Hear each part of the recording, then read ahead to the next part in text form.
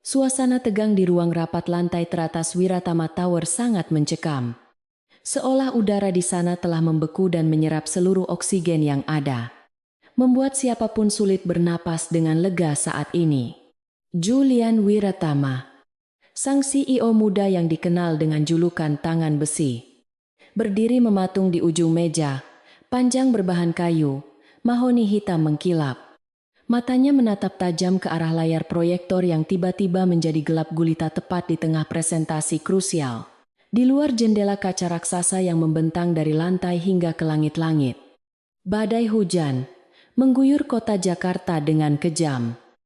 Kilat menyambar sesekali menerangi wajah tampan Julian yang kini dipenuhi amarah terpendam, namun tetap terkendali dengan sempurna. Para direktur senior dan perwakilan investor asing dari Eropa tampak gelisah di kursi kulit mereka. Saling berbisik dengan nada khawatir karena kegagalan teknis sekecil apapun dalam negosiasi, bernilai triliunan rupiah ini bisa dianggap sebagai tanda ketidakprofesionalan yang fatal bagi reputasi perusahaan raksasa yang telah dibangun selama 3 generasi tersebut. Kepanikan mulai merayap di wajah manajer teknis yang tangannya gemetar hebat saat mencoba menghidupkan kembali sistem presentasi yang tampaknya mengalami kegagalan fatal akibat serangan siber mendadak yang tidak terdeteksi sebelumnya oleh tim keamanan. Julian tidak mengucapkan sepatah kata pun.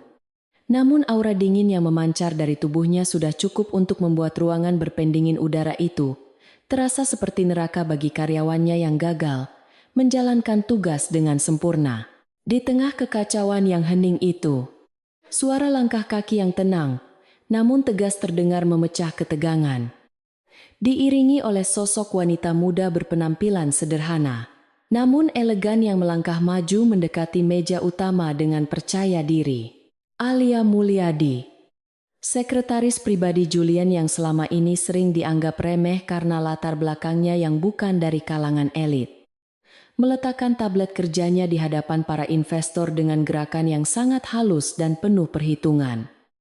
Seolah dia sudah memprediksi bencana ini akan terjadi jauh sebelum orang lain menyadarinya. Tanpa membuang waktu sedetik pun untuk meminta izin atau berbasa-basi yang tidak perlu, Alia segera mengambil alih kendali situasi dengan menyambungkan perangkat pribadinya ke sistem utama ruangan melalui jalur cadangan yang aman dan terenkripsi. Jari-jarinya menari dengan kecepatan luar biasa di atas layar sentuh, memasukkan serangkaian kode pemulihan yang rumit, sementara matanya tetap fokus menatap para investor asing untuk memberikan senyuman menenangkan yang profesional. Dalam waktu kurang dari 2 menit, layar proyektor kembali menyala terang, menampilkan data statistik pertumbuhan perusahaan dan proyeksi keuntungan masa depan dengan tampilan grafis yang jauh lebih detail dan impresif daripada file asli yang rusak sebelumnya. Alia kemudian berbicara dengan bahasa Inggris yang sempurna dan aksen yang sangat berkelas, menjelaskan bahwa gangguan tadi hanyalah sebuah simulasi keamanan untuk menunjukkan betapa cepatnya Wiratama Group merespons krisis. Sebuah kebohongan cerdas yang menyelamatkan wajah perusahaan sekaligus mengubah bencana menjadi demonstrasi kompetensi yang memukau para mitra bisnis. Julian menatap punggung Alia dengan tatapan yang sulit diartikan. Ada campuran rasa bangga yang mendalam dan kekaguman yang selama ini ia sembunyikan rapat-rapat di balik topeng profesionalismenya sebagai pimpinan tertinggi. Dia tahu benar bahwa apa yang baru saja dilakukan oleh sekretarisnya itu bukanlah bagian dari skenario yang direncanakan, melainkan improvisasi jenius yang lahir dari dedikasi dan kecerdasan wanita itu dalam memahami seluk-beluk perusahaan melebihi para direktur bergaji tinggi. Ketika tepuk tangan meriah terdengar dari para investor yang merasa puas dengan presentasi tersebut, Julian melangkah maju untuk menjabat tangan mitra bisnisnya. Namun sudut matanya tidak pernah lepas dari sosok Alia yang kini mundur perlahan ke sudut ruangan, kembali menjadi bayang-bayang yang tidak terlihat, meskipun dia baru saja menjadi pahlawan penyelamat nasib ribuan karyawan hari itu. Alia merapikan tumpukan berkas di meja samping dengan efisiensi tinggi. Wajahnya tetap tenang tanpa menyiratkan kesombongan sedikit pun, meski dia menyadari tatapan intens dari bosnya. Setelah pertemuan berakhir dan ruang rapat perlahan kosong meninggalkan mereka berdua, keheningan kembali menyelimuti ruangan besar itu. Namun kali ini nuansanya berbeda. Terasa lebih intim dan syarat dengan emosi yang tidak terucapkan. Julian melonggarkan dasi sutranya yang terasa mencekik leher. Lalu berjalan mendekati jendela besar untuk menatap gemerlap lampu kota yang mulai menyala di bawah guyuran hujan yang belum juga reda. Dia menghela napas panjang, melepaskan beban berat yang sejak pagi menindih pundaknya. Menyadari bahwa tanpa kehadiran Alia di sisinya hari ini, kesepakatan merger internasional itu pasti sudah hancur berantakan, dan posisinya sebagai CEO akan terancam oleh faksi-faksi dalam keluarga yang ingin menjatuhkannya. Tanpa menoleh, Julian memanggil nama Alia dengan nada suara yang rendah dan berat. Sebuah nada yang jarang sekali didengar oleh orang lain selain wanita yang telah mendampinginya selama 3 tahun terakhir ini dalam menaklukkan dunia bisnis yang kejam. Alia menghentikan kegiatannya dan berjalan mendekat. Berdiri tepat 2 langkah di belakang Julian. Menjaga jarak sopan yang menjadi tembok pemisah antara atasan dan bawahan. Meskipun hatinya berdegup kencang, setiap kali berada sedekat ini dengan pria itu, dia bertanya dengan suara lembut apakah Julian membutuhkan sesuatu lagi sebelum dia kembali ke mejanya untuk menyusun notulen rapat dan mempersiapkan jadwal untuk esok hari. Julian berbalik perlahan, menatap wajah Alia yang polos tanpa riasan tebal. Hanya ada sedikit lipstik berwarna natural yang menghiasi bibirnya.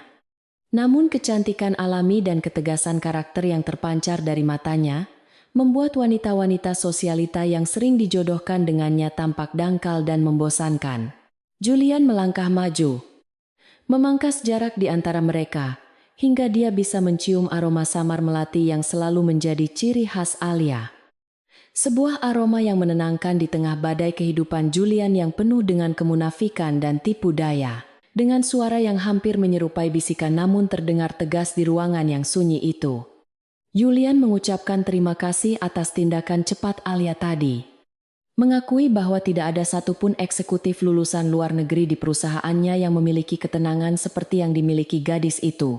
Alia menunduk hormat, menyembunyikan rona merah yang mulai menjalar di pipinya, dan menjawab bahwa itu sudah menjadi tugas dan tanggung jawabnya sebagai sekretaris untuk memastikan bosnya selalu terlihat sempurna di hadapan siapapun. Namun, jawaban rendah. Hati itu justru membuat Julian semakin frustrasi dengan tembok profesionalisme yang selalu dibangun Alia. Seolah wanita itu sengaja menarik garis tegas, bahwa hubungan mereka tidak akan pernah lebih dari sekadar kontrak kerja. Julian merasakan dorongan kuat untuk menghancurkan tembok itu, untuk membuktikan kepada Alia bahwa di matanya, dia jauh lebih berharga daripada sekadar aset perusahaan atau alat bantu kerja yang bisa digantikan kapan saja. Tiba-tiba, dering telepon di saku jas Julian memecah momen hening tersebut. Layar ponselnya menampilkan nama Madam Larasati. Neneknya sekaligus matriark keluarga Wiratama yang memegang kendali penuh atas urusan internal keluarga besar mereka. Julian mendecakkan lidah dengan kesal. Wajahnya kembali mengeras menjadi topeng dingin, yang biasa ia kenakan saat berhadapan dengan keluarganya yang manipulatif, dan selalu ingin mengatur hidupnya. Dia mengangkat telepon itu dengan enggan, mendengarkan suara neneknya yang tajam dan otoriter di ujung sana. Memerintahkan dia untuk segera pulang ke kediaman utama, karena ada makan malam penting dengan putri dari konglomerat properti yang ingin dijodohkan dengannya, Alia. Yang bisa mendengar samar-samar suara keras dari telepon itu, segera melangkah mundur dan bersiap untuk meninggalkan ruangan. Memberi privasi kepada bosnya seperti yang biasa dia lakukan setiap kali urusan keluarga Wiratama yang rumit mulai mencuat ke permukaan. Namun, sebelum Alia sempat menyentuh gagang pintu untuk keluar, Julian memberikan perintah yang mengejutkan. Menyuruhnya untuk berhenti dan tidak pergi kemana-mana, karena dia masih membutuhkan bantuan Alia malam ini. Julian mematikan sambungan telepon sepihak, tanpa mengucapkan salam perpisahan kepada neneknya. Lalu menatap Alia dengan sorot mata yang penuh tekad, dan sedikit kegilaan yang belum pernah dilihat Alia sebelumnya. Dia mengatakan bahwa dia tidak akan pergi ke makan malam itu sendirian seperti boneka yang patuh. Dan dia membutuhkan Alia untuk menemaninya sebagai pasangan, bukan sebagai sekretaris yang membawa tas kerjanya. Alia terbelalak kaget. Mencoba menolak dengan alasan bahwa dia tidak memiliki pakaian yang pantas dan kehadirannya hanya akan memicu kemarahan keluarga besar Wiratama yang sangat mementingkan bibit, bebet, dan bobot dalam memilih pasangan untuk pewaris utama mereka. Julian menolak mendengar alasan apapun. Dia berjalan menuju lemari rahasia yang tersembunyi di balik dinding panel kayu ruangannya. Mengeluarkan sebuah kotak beludru besar yang berisi gaun malam elegan berwarna biru tua yang pernah dipesan khusus untuk acara gala yang batal dihadiri bulan lalu. Dia menyerahkan kotak itu kepada Alia. Menyatakan bahwa gaun itu pasti akan pas di tubuh ramping Alia, karena dia tahu ukuran wanita itu dengan sangat detail. Sebuah fakta yang membuat wajah Alia semakin memerah. Julian menegaskan bahwa malam ini adalah awal dari perang yang sesungguhnya. Bukan lagi perang memperebutkan kontrak bisnis, melainkan perang untuk merebut kembali kendali atas hidupnya sendiri dari tangan-tangan tua yang serakah. Dia membutuhkan sekutu yang paling dia percayai. Seseorang yang cerdas, tangguh, dan tidak silau oleh harta. Dan satu-satunya orang yang memenuhi kriteria itu di dunia ini hanyalah Alia Mulyadi. Alia menatap gaun indah di tangannya, dan kemudian beralih menatap wajah Julian yang tampak lelah namun penuh harap. Menyadari bahwa penolakan saat ini hanya akan menyakiti pria itu lebih dalam daripada serangan musuh manapun. Meskipun akal sehatnya berteriak bahwa ini adalah ide gila yang akan menghancurkan kariernya dan membuatnya menjadi target kebencian seluruh sosialita Jakarta. Hati kecilnya tidak bisa membiarkan Julian menghadapi serigala-serigala berbulu domba itu sendirian. Dengan menghela napas pasrah yang menandakan menyerahnya logika pada perasaan, Alia mengangguk perlahan, menyetujui permintaan gila bosnya untuk masuk ke dalam kandang singa bersamanya malam ini. Julian tersenyum tipis, sebuah senyuman tulus yang sangat jarang terlihat. Seolah beban berat ribuan ton baru saja diangkat dari pundaknya. Hanya dengan satu anggukan kecil dari wanita sederhana di hadapannya itu. 1 jam kemudian, mobil sedan mewah berwarna hitam mengkilap meluncur menembus hujan deras Jakarta, membawa 2 penumpang yang sedang menuju medan pertempuran yang jauh lebih berbahaya daripada ruang rapat direksi manapun. Di dalam mobil yang hening, Alia duduk dengan gelisah. Tangannya meremas kain gaun sutra yang terasa sangat halus di kulitnya. Sementara pikirannya terus membayangkan skenario buruk yang mungkin terjadi saat dia melangkah masuk ke rumah besar keluarga Wiratama. Julian, yang duduk di sampingnya sambil memeriksa tablet kerjanya, sesekali melirik ke arah Alia, merasakan ketegangan yang memancar dari tubuh wanita itu. Tanpa mengucapkan sepatah kata pun, Julian mengulurkan tangannya dan menggenggam tangan Alia yang dingin, memberikan remasan hangat yang menyalurkan kekuatan dan keyakinan bahwa selama mereka bersama, tidak ada satupun orang di dunia ini yang bisa menyakiti mereka. Genggaman tangan itu terasa asing, namun sangat menenangkan bagi Alia. Membuatnya sadar bahwa hubungan mereka telah melewati batas profesional yang selama ini dia jaga dengan mati-matian. Dan tidak ada jalan untuk kembali ke masa lalu. Mobil mulai memasuki gerbang besi raksasa kediaman Wiratama yang dijaga ketat oleh petugas keamanan berseragam. Memperlihatkan jalan masuk panjang yang diapit oleh pepohonan besar yang tampak menyeramkan di bawah guyuran hujan malam. Di ujung jalan, sebuah istana modern dengan pilar-pilar marmer putih berdiri megah. Lampu-lampu kristal yang menyala terang dari dalamnya, seolah menantang siapapun yang berani datang, tanpa undangan resmi yang setara dengan status mereka. Alia menarik napas dalam-dalam, menegakkan punggungnya, dan memasang topeng ketenangan yang biasa dia gunakan saat menghadapi klien sulit. Bersiap untuk memainkan peran tersulit dalam hidupnya di panggung sandiwara kaum elit yang penuh kepalsuan. Pintu kayu jati berukir setinggi 4 meter itu terbuka perlahan dengan suara engsel yang nyaris tak terdengar, memperlihatkan kemewahan interior kediaman utama keluarga Wiratama yang seolah ingin menelan siapapun yang tidak memiliki darah biru di dalam tubuhnya. Alia merasakan dingin yang menusuk tulang, bukan karena pendingin udara sentral yang bekerja maksimal, melainkan karena atmosfer permusuhan yang langsung menyergap begitu kakinya melangkah masuk ke atas lantai marmer Italia yang berkilauan. Di tengah ruang tamu yang luasnya menyerupai lobi hotel bintang 5. Duduklah Madame Larasati di atas kursi bergaya Victoria dengan tongkat perak di tangannya. Sementara di sofa seberangnya duduk Rio, sepupu Julian yang dikenal ambisius dan licik. Dengan senyum miring yang menyiratkan kepuasan sadis, Julian mengeratkan genggaman tangannya pada jemari Alia. Sebuah isyarat nonverbal yang menegaskan bahwa dia tidak akan membiarkan wanita di sampingnya itu terluka sedikit pun oleh lisan tajam keluarganya. Meskipun dia tahu malam ini akan menjadi ujian terberat bagi kesabaran dan pengendalian dirinya sebagai seorang cucu tertua. Rio adalah orang pertama yang memecah keheningan mencekam itu dengan tawa kecil yang terdengar sangat meremehkan. Matanya memindai penampilan Alia dari ujung kepala hingga ujung kaki, seolah sedang menilai barang dagangan murah yang salah masuk ke butik mewah.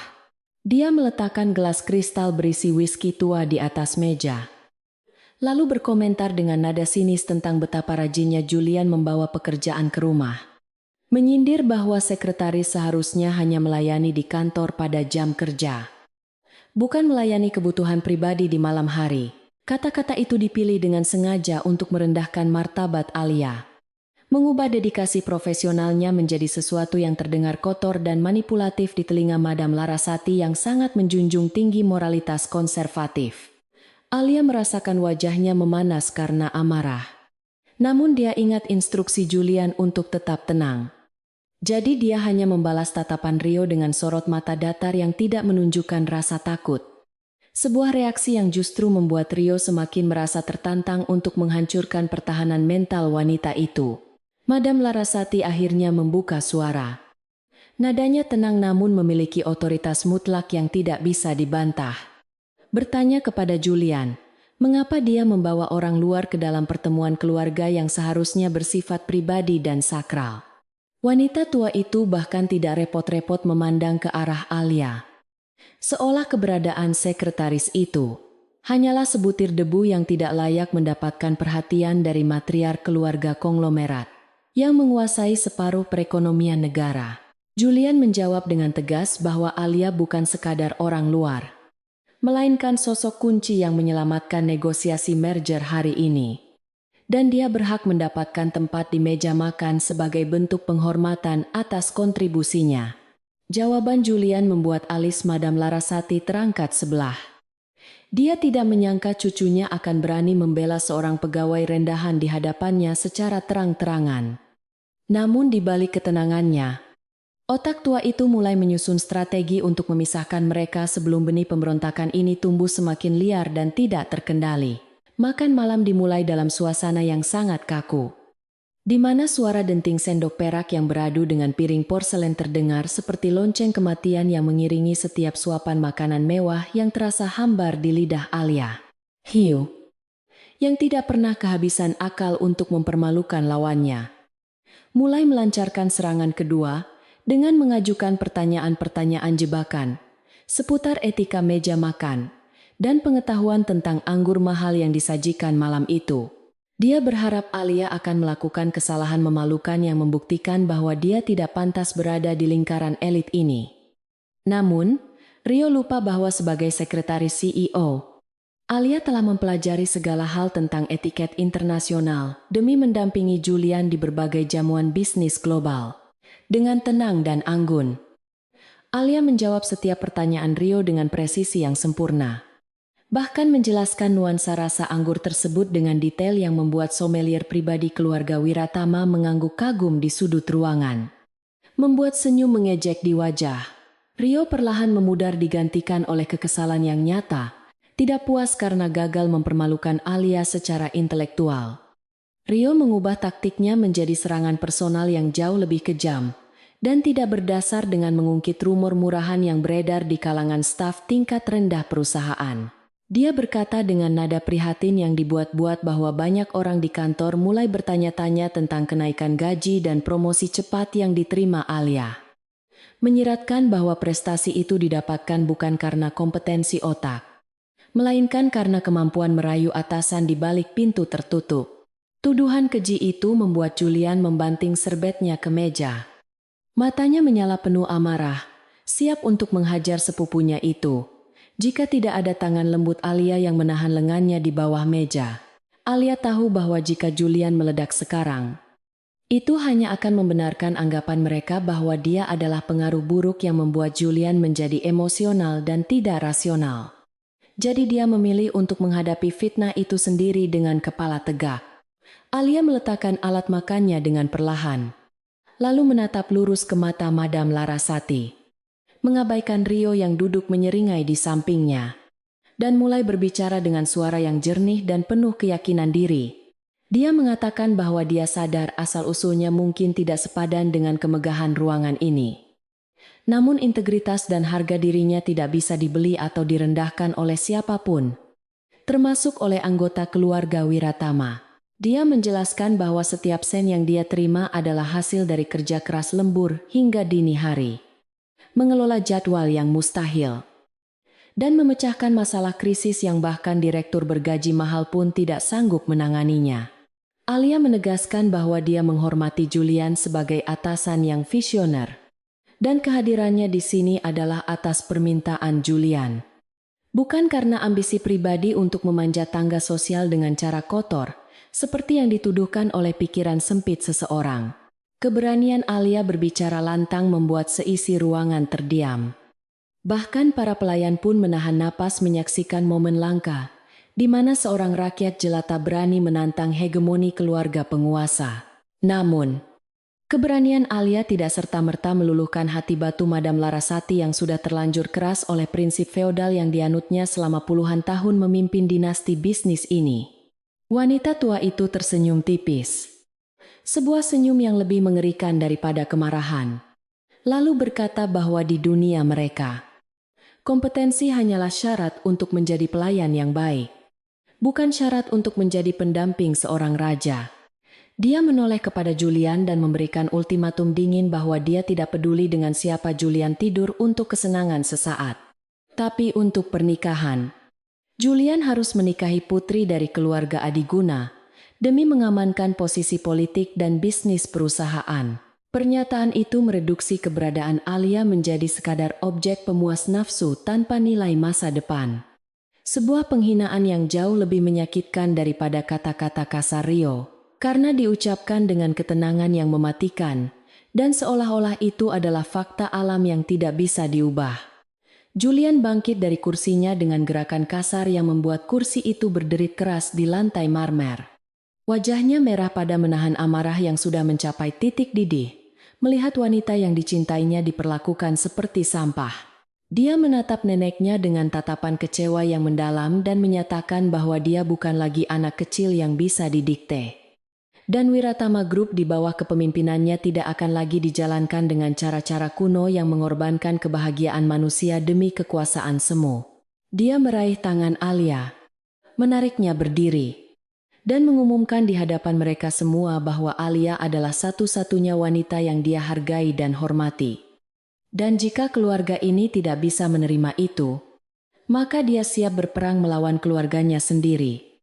Julian menegaskan bahwa tanpa Alia, dia mungkin sudah hancur oleh tekanan pekerjaan yang mereka bebankan padanya. Jadi menghina Alia sama saja dengan menghina fondasi keberhasilannya sebagai CEO saat ini. Julian menarik Alia keluar dari ruang makan itu tanpa menoleh lagi ke belakang, meninggalkan makanan yang belum tersentuh dan keheningan yang mencekam di antara Madam Larasati dan Rio yang masih duduk terpaku di tempatnya. Langkah kaki mereka bergema di lorong panjang menuju pintu keluar, seolah menjadi drum perang yang menandakan dimulainya konflik terbuka antara Julian dan sisa klan Wiratama. Alia merasa kakinya gemetar saat mereka berjalan. Air mata yang sejak tadi dia tahan akhirnya merebak di pelupuk matanya. Bukan karena sedih, tapi karena rasa haru yang luar biasa melihat bagaimana Julian membelanya mati-matian di hadapan orang-orang paling berkuasa itu. Di luar, hujan masih turun dengan deras. Seolah langit ikut menangis, atau mungkin sedang membersihkan jejak-jejak kepahitan yang baru saja mereka alami di dalam istana emas yang dingin itu. Sepeninggal Julian dan Alia, atmosfer di ruang makan berubah menjadi ruang rapat konspirasi yang gelap. di mana Rio mulai menumpahkan racunnya kepada Madam Larasati yang tampak sedang berpikir keras. Rio menghasut neneknya dengan mengatakan bahwa Julian sudah benar-benar dicuci otaknya oleh perempuan itu. Dan jika dibiarkan, Julian akan menghancurkan warisan keluarga demi cinta butanya yang tidak masuk akal. Dia menawarkan diri untuk membereskan masalah ini dengan cara yang lebih drastis. Meyakinkan neneknya bahwa satu-satunya cara untuk menyadarkan Julian adalah dengan membuktikan bahwa Alia adalah wanita jahat yang tidak pantas dipercaya. Madam Larasati, yang merasa otoritasnya terancam oleh pembangkangan Julian, akhirnya mengangguk perlahan, memberikan izin diam-diam kepada Rio untuk melakukan apapun yang diperlukan demi memisahkan mereka berdua. Asalkan nama baik keluarga tetap terjaga bersih di mata publik. Mendapat lampu hijau dari penguasa tertinggi keluarga, Rio segera mengeluarkan ponselnya dan menghubungi nomor rahasia yang terhubung dengan pesaing bisnis Wiratama Group. Seseorang yang sudah lama ingin menjatuhkan Julian. Dia menyusun rencana jahat untuk menjebak Alia dalam sebuah skandal korporasi besar. Skenario di mana Alia akan terlihat seolah-olah menjual rahasia perusahaan kepada pihak lawan demi keuntungan pribadi. Rio tersenyum licik membayangkan kehancuran Alia. Dia akan memastikan wanita itu tidak hanya dipecat dan kehilangan Julian, tetapi juga membusuk di penjara sehingga tidak akan pernah bisa bangkit lagi. Bagi Rio, ini bukan sekadar tentang menyingkirkan pengganggu, tetapi juga langkah awal untuk menggulingkan Julian dari kursi CEO dengan membuktikan ketidakbecusan sepupunya dalam menilai karakter orang terdekatnya. Sementara itu, di dalam mobil yang melaju membelah malam Jakarta, keheningan panjang terjadi antara Julian dan Alia. Namun kali ini adalah keheningan yang penuh dengan pemahaman dan ikatan batin yang semakin kuat. Julian akhirnya memecah kesunyian dengan permintaan maaf yang tulus. Suaranya terdengar parau penuh penyesalan karena telah menyeret Alia ke dalam lumpur drama keluarganya yang menjijikan. Dia menggenggam tangan Alia erat-erat, berjanji bahwa mulai detik ini dia akan melindungi Alia dengan segala cara. Bahkan jika itu berarti dia harus kehilangan segalanya yang dia miliki sebagai pewaris Wiratama. Alia menatap profil samping Julian, yang tampak lelah namun bertekad. Lalu dia tersenyum lembut sambil membalas genggaman tangan itu. Menyadari bahwa dia sudah jatuh cinta terlalu dalam pada pria ini dan tidak ada jalan mundur. Dia berbisik bahwa dia tidak takut menghadapi badai apapun asalkan Julian tetap berdiri di sampingnya. Sebuah pernyataan setia yang menjadi bahan bakar semangat bagi Julian untuk menghadapi perang besar yang akan segera meletus di hari-hari mendatang. 3 hari setelah insiden makan malam yang penuh ketegangan di kediaman keluarga Wiratama, suasana di kantor pusat Wiratama Group tampak berjalan normal di permukaan. Namun arus bawah yang berbahaya mulai bergejolak, tanpa disadari oleh sebagian besar karyawan. Alia Mulyadi duduk di meja kerjanya yang rapi, tenggelam dalam tumpukan dokumen digital untuk persiapan tender proyek Nusantara. Sebuah inisiatif infrastruktur raksasa yang menjadi pertaruhan terbesar Julian tahun ini. Dia berusaha mengabaikan tatapan sinis dari beberapa staf senior yang sudah mendengar desas-desus tentang konfrontasinya dengan Madam Larasati. Memilih untuk memfokuskan seluruh energinya pada pekerjaan demi membuktikan bahwa dia layak berada di posisinya karena kemampuan, bukan karena hubungan pribadi. Namun, konsentrasinya pecah ketika pintu lift terbuka lebar dan sekelompok pria berjas hitam dari Departemen Audit Internal melangkah keluar dengan wajah serius. Dipimpin langsung oleh kepala keamanan perusahaan yang biasanya tidak pernah turun tangan kecuali ada masalah yang sangat fatal. Diiringi oleh Rio yang berjalan santai di belakang mereka dengan senyum tipis yang menyiratkan kemenangan busuk yang sudah lama dia nantikan.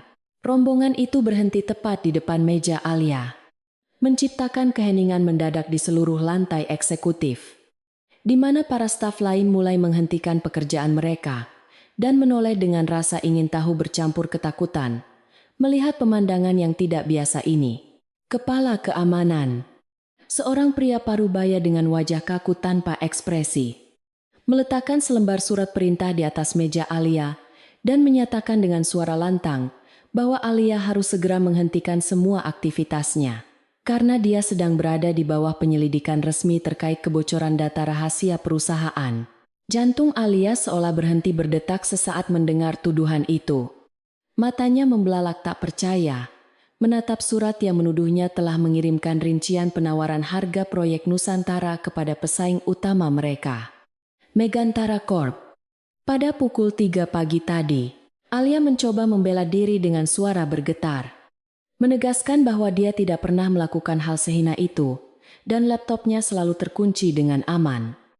Namun Rio menyela dengan nada mengejek yang dibuat-buat, seolah dia merasa prihatin atas kejatuhan moral sekretaris sepupunya itu.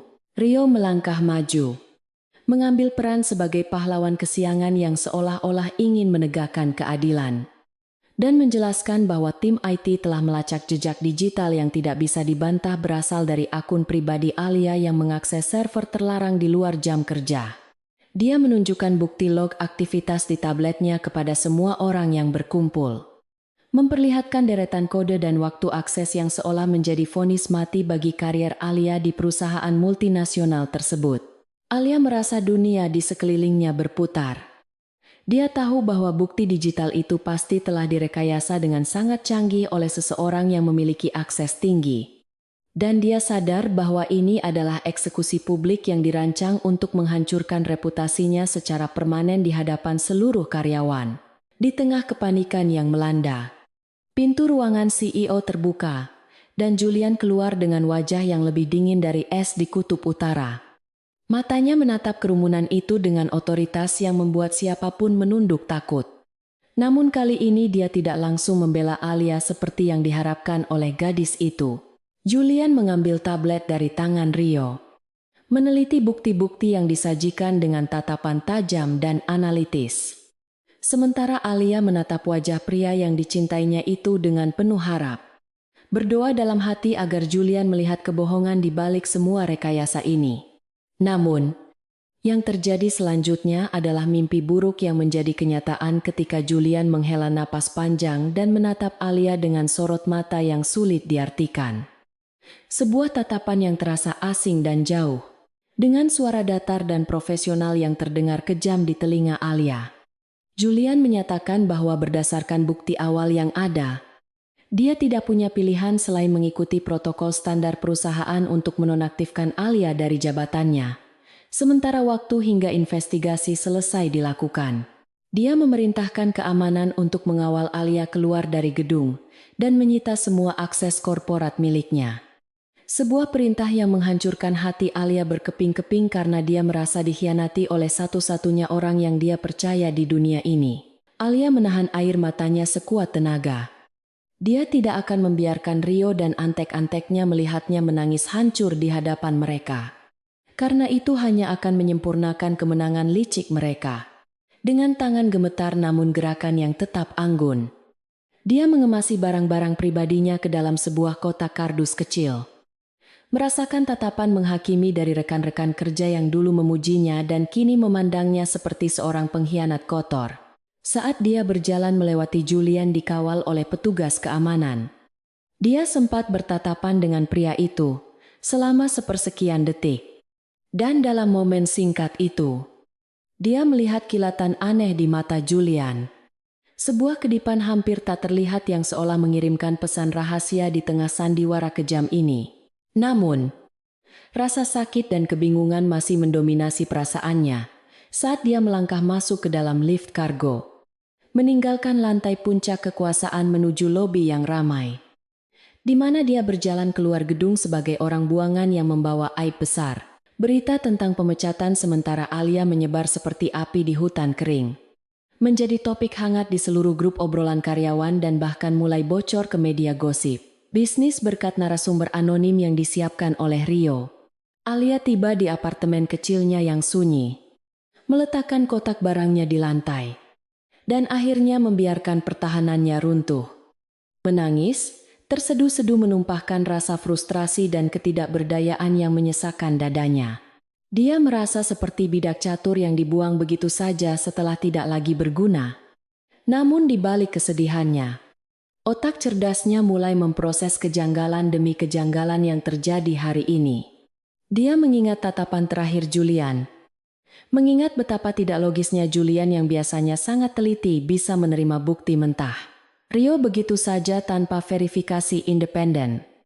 Kecuali jika Julian sedang memainkan permainan yang jauh lebih besar daripada yang terlihat di permukaan. Pemikiran itu memberikan sedikit harapan di tengah kegelapan. Sebuah benang tipis yang dia pegang erat agar tidak tenggelam dalam keputusasaan total. Malam itu, hujan kembali turun membasahi Jakarta, menciptakan suasana melankolis yang menemani Alia duduk termenung di depan jendela apartemennya dengan secangkir teh yang sudah dingin. Tiba-tiba, bel pintunya berbunyi dengan pola ketukan yang sangat spesifik, 3 kali cepat dan 2 kali lambat. Sebuah kode yang hanya diketahui oleh dia dan Julian saat mereka harus bekerja lembur di kantor yang terkunci.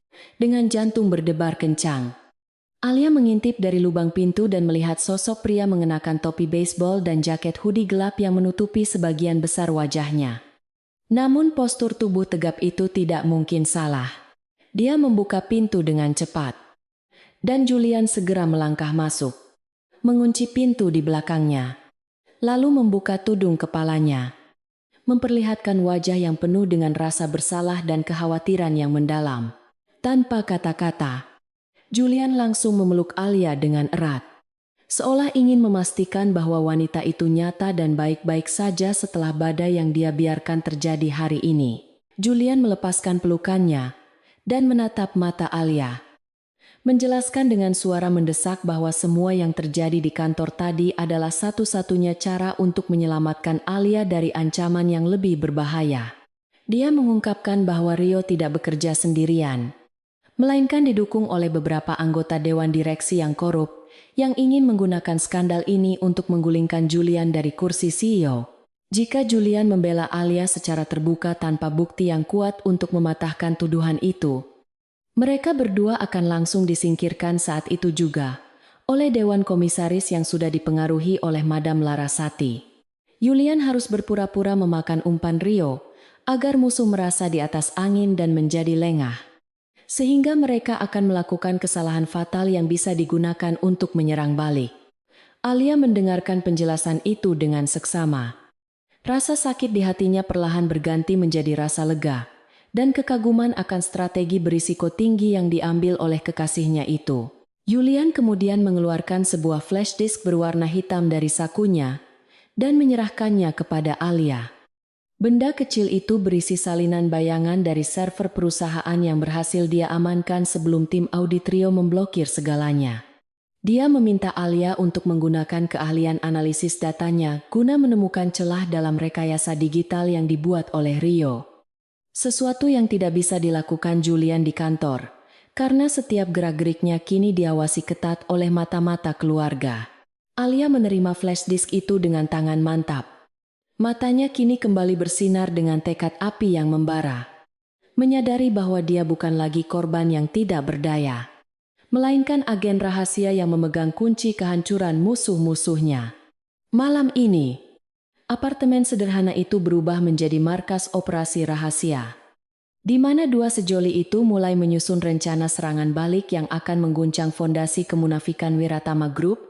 Alia segera menyalakan laptop pribadinya yang memiliki spesifikasi tinggi, menghubungkan flash disk tersebut, dan mulai membedah ribuan baris kode log server yang rumit dengan kecepatan yang mengagumkan.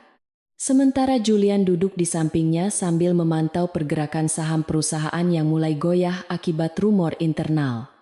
Alia menemukan anomali kecil yang terlewatkan oleh tim pemalsu data bayaran Rio. Dia menemukan bahwa meskipun alamat IP yang digunakan untuk membocorkan data memang mengarah ke akunnya, namun stempel waktu pada paket data tersebut memiliki selisih mikrodetik yang tidak sinkron dengan server utama.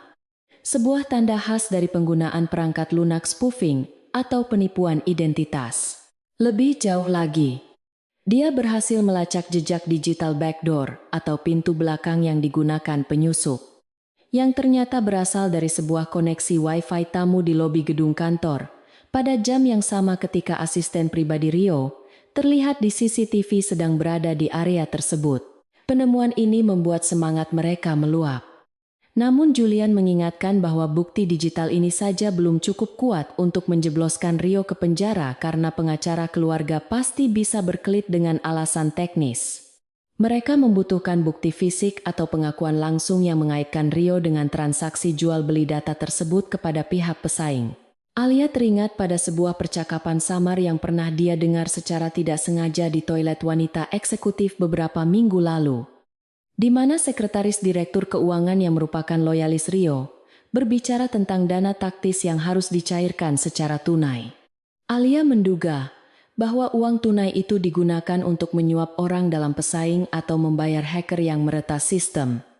Dan jika dia bisa menemukan catatan aliran dana tersebut, maka tamatlah riwayat Rio. Julian mengangguk setuju, menyadari bahwa naluri detektif Alia jauh lebih tajam daripada tim audit internal perusahaan yang tidak kompeten. Julian memberikan instruksi terakhir sebelum dia harus pergi, agar tidak menimbulkan kecurigaan.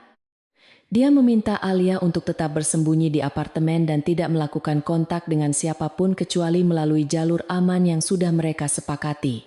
Dia berjanji akan memberikan perlindungan bayangan di sekitar gedung apartemen Alia untuk memastikan Rio tidak mengirim preman untuk mengintimidasi saksi kunci mereka. Sebelum pergi, Julian mencium kening Alia dengan lembut, berbisik bahwa ini adalah babak tergelap sebelum fajar menyingsing. Dan dia bersumpah akan mengembalikan nama baik Alia dengan cara yang paling spektakuler yang pernah dilihat oleh dunia bisnis Jakarta. Alia menatap punggung Julian yang menghilang di balik pintu, merasakan gelombang keberanian baru yang mengalir di nadinya.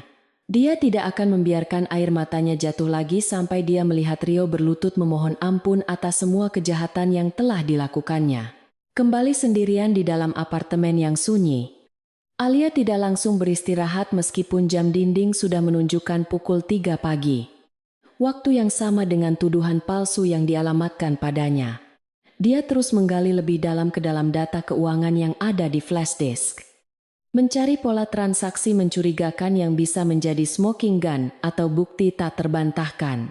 Matanya yang lelah tiba-tiba menangkap sebuah folder tersembunyi bernama Project Shadow yang terselip di dalam subdirektori anggaran pemasaran yang jarang diperiksa oleh auditor. Dengan jari gemetar, dia membuka file tersebut dan menemukan daftar penerima dana gelap yang menggunakan inisial samaran. Namun satu nama lokasi pertemuan rutin menarik perhatiannya, sebuah gudang arsip lama milik perusahaan di pinggiran kota yang seharusnya sudah ditutup tahun lalu. Alia tersenyum dingin, menyadari bahwa dia baru saja menemukan titik lemah dari benteng pertahanan musuh. Dan dia siap untuk memanfaatkannya demi keadilan. Grand Ballroom Hotel Kempinski, Jakarta. Malam itu bermandikan cahaya keemasan dari ribuan kristal Swarovski yang menggantung megah di langit-langit, menciptakan ilusi kemewahan yang sempurna bagi pesta tahunan Wiratama Group. Para tamu undangan yang terdiri dari elit bisnis, selebriti papan atas, dan politisi berpengaruh tampak sibuk berbasa-basi dengan gelas sampanye di tangan. Sementara senyum palsu terukir di wajah mereka yang tertutup riasan tebal. Di tengah kerumunan itu, Rio Wiratama berdiri dengan setelan jas bludru merah marun yang mencolok, memegang gelas anggur sambil tertawa lebar, bersama sekelompok direktur yang telah berhasil dia hasut untuk memihak padanya dalam konflik internal perusahaan. Dia merasa malam ini adalah panggung penobatannya sebagai calon pewaris tunggal yang sesungguhnya. Yakin bahwa skandal yang menimpa Alia telah berhasil menyingkirkan wanita itu selamanya dari sisi Julian, sekaligus melemahkan posisi sepupunya di mata para pemegang saham yang hadir malam itu. Rio membayangkan betapa puasnya dia nanti saat mengumumkan pencapaian divisi yang dipimpinnya. Seolah-olah dialah penyelamat perusahaan di saat Julian sedang sibuk bermain cinta dengan sekretaris rendahan yang tidak tahu diri dan bermasalah hukum. Namun, suasana pesta yang penuh dengan tawa kemenangan, Rio mendadak berubah menjadi sunyi senyap ketika pintu ganda raksasa di ujung ruangan terbuka lebar secara dramatis, menarik perhatian semua pasang mata yang ada di sana. Bukan sosok pejabat tinggi atau artis terkenal yang muncul di ambang pintu, melainkan Alia Mulyadi yang berdiri tegak dengan dagu terangkat, memancarkan aura keanggunan yang membungkam mulut-mulut jahat yang selama ini membicarakannya. Dia tidak mengenakan pakaian kantor yang biasa dia pakai, melainkan sebuah gaun malam sutra berwarna merah darah yang memeluk tubuhnya dengan sempurna. Kontras dengan kulitnya yang cerah dan memberikan kesan keberanian yang menantang. Gaun itu memiliki desain yang sederhana namun mematikan, tanpa banyak perhiasan yang berlebihan. Karena kehadiran Alia sendiri sudah cukup menjadi permata yang paling bersinar di ruangan itu. Dia melangkah masuk dengan ketenangan seorang ratu yang memasuki ruang tahtanya, mengabaikan tatapan sinis dan bisik-bisik yang mulai terdengar seperti dengungan lebah yang marah di seluruh penjuru ballroom yang luas itu. Kehadiran Alia di pesta tersebut jelas merupakan sebuah pelanggaran terhadap norma sosial yang berlaku di kalangan mereka. Mengingat statusnya sebagai karyawan yang sedang ditangguhkan karena tuduhan pencurian data perusahaan yang serius. Hiu, yang melihat kedatangan Alia dari kejauhan, merasakan darahnya mendidih karena keberanian wanita itu yang dianggapnya sebagai penghinaan langsung terhadap otoritasnya yang baru saja dia bangun. Dia segera meletakkan gelasnya dengan kasar di nampan pelayan yang lewat. Lalu berjalan cepat membelah kerumunan dengan wajah merah padam menahan amarah. Diikuti oleh 2 petugas keamanan bertubuh besar. Rio berniat untuk mempermalukan Alia habis-habisan di depan umum, menyeretnya keluar seperti pencuri yang tertangkap basah, dan memastikan bahwa tidak ada satupun perusahaan di negara ini yang berani mempekerjakan wanita itu lagi di masa depan.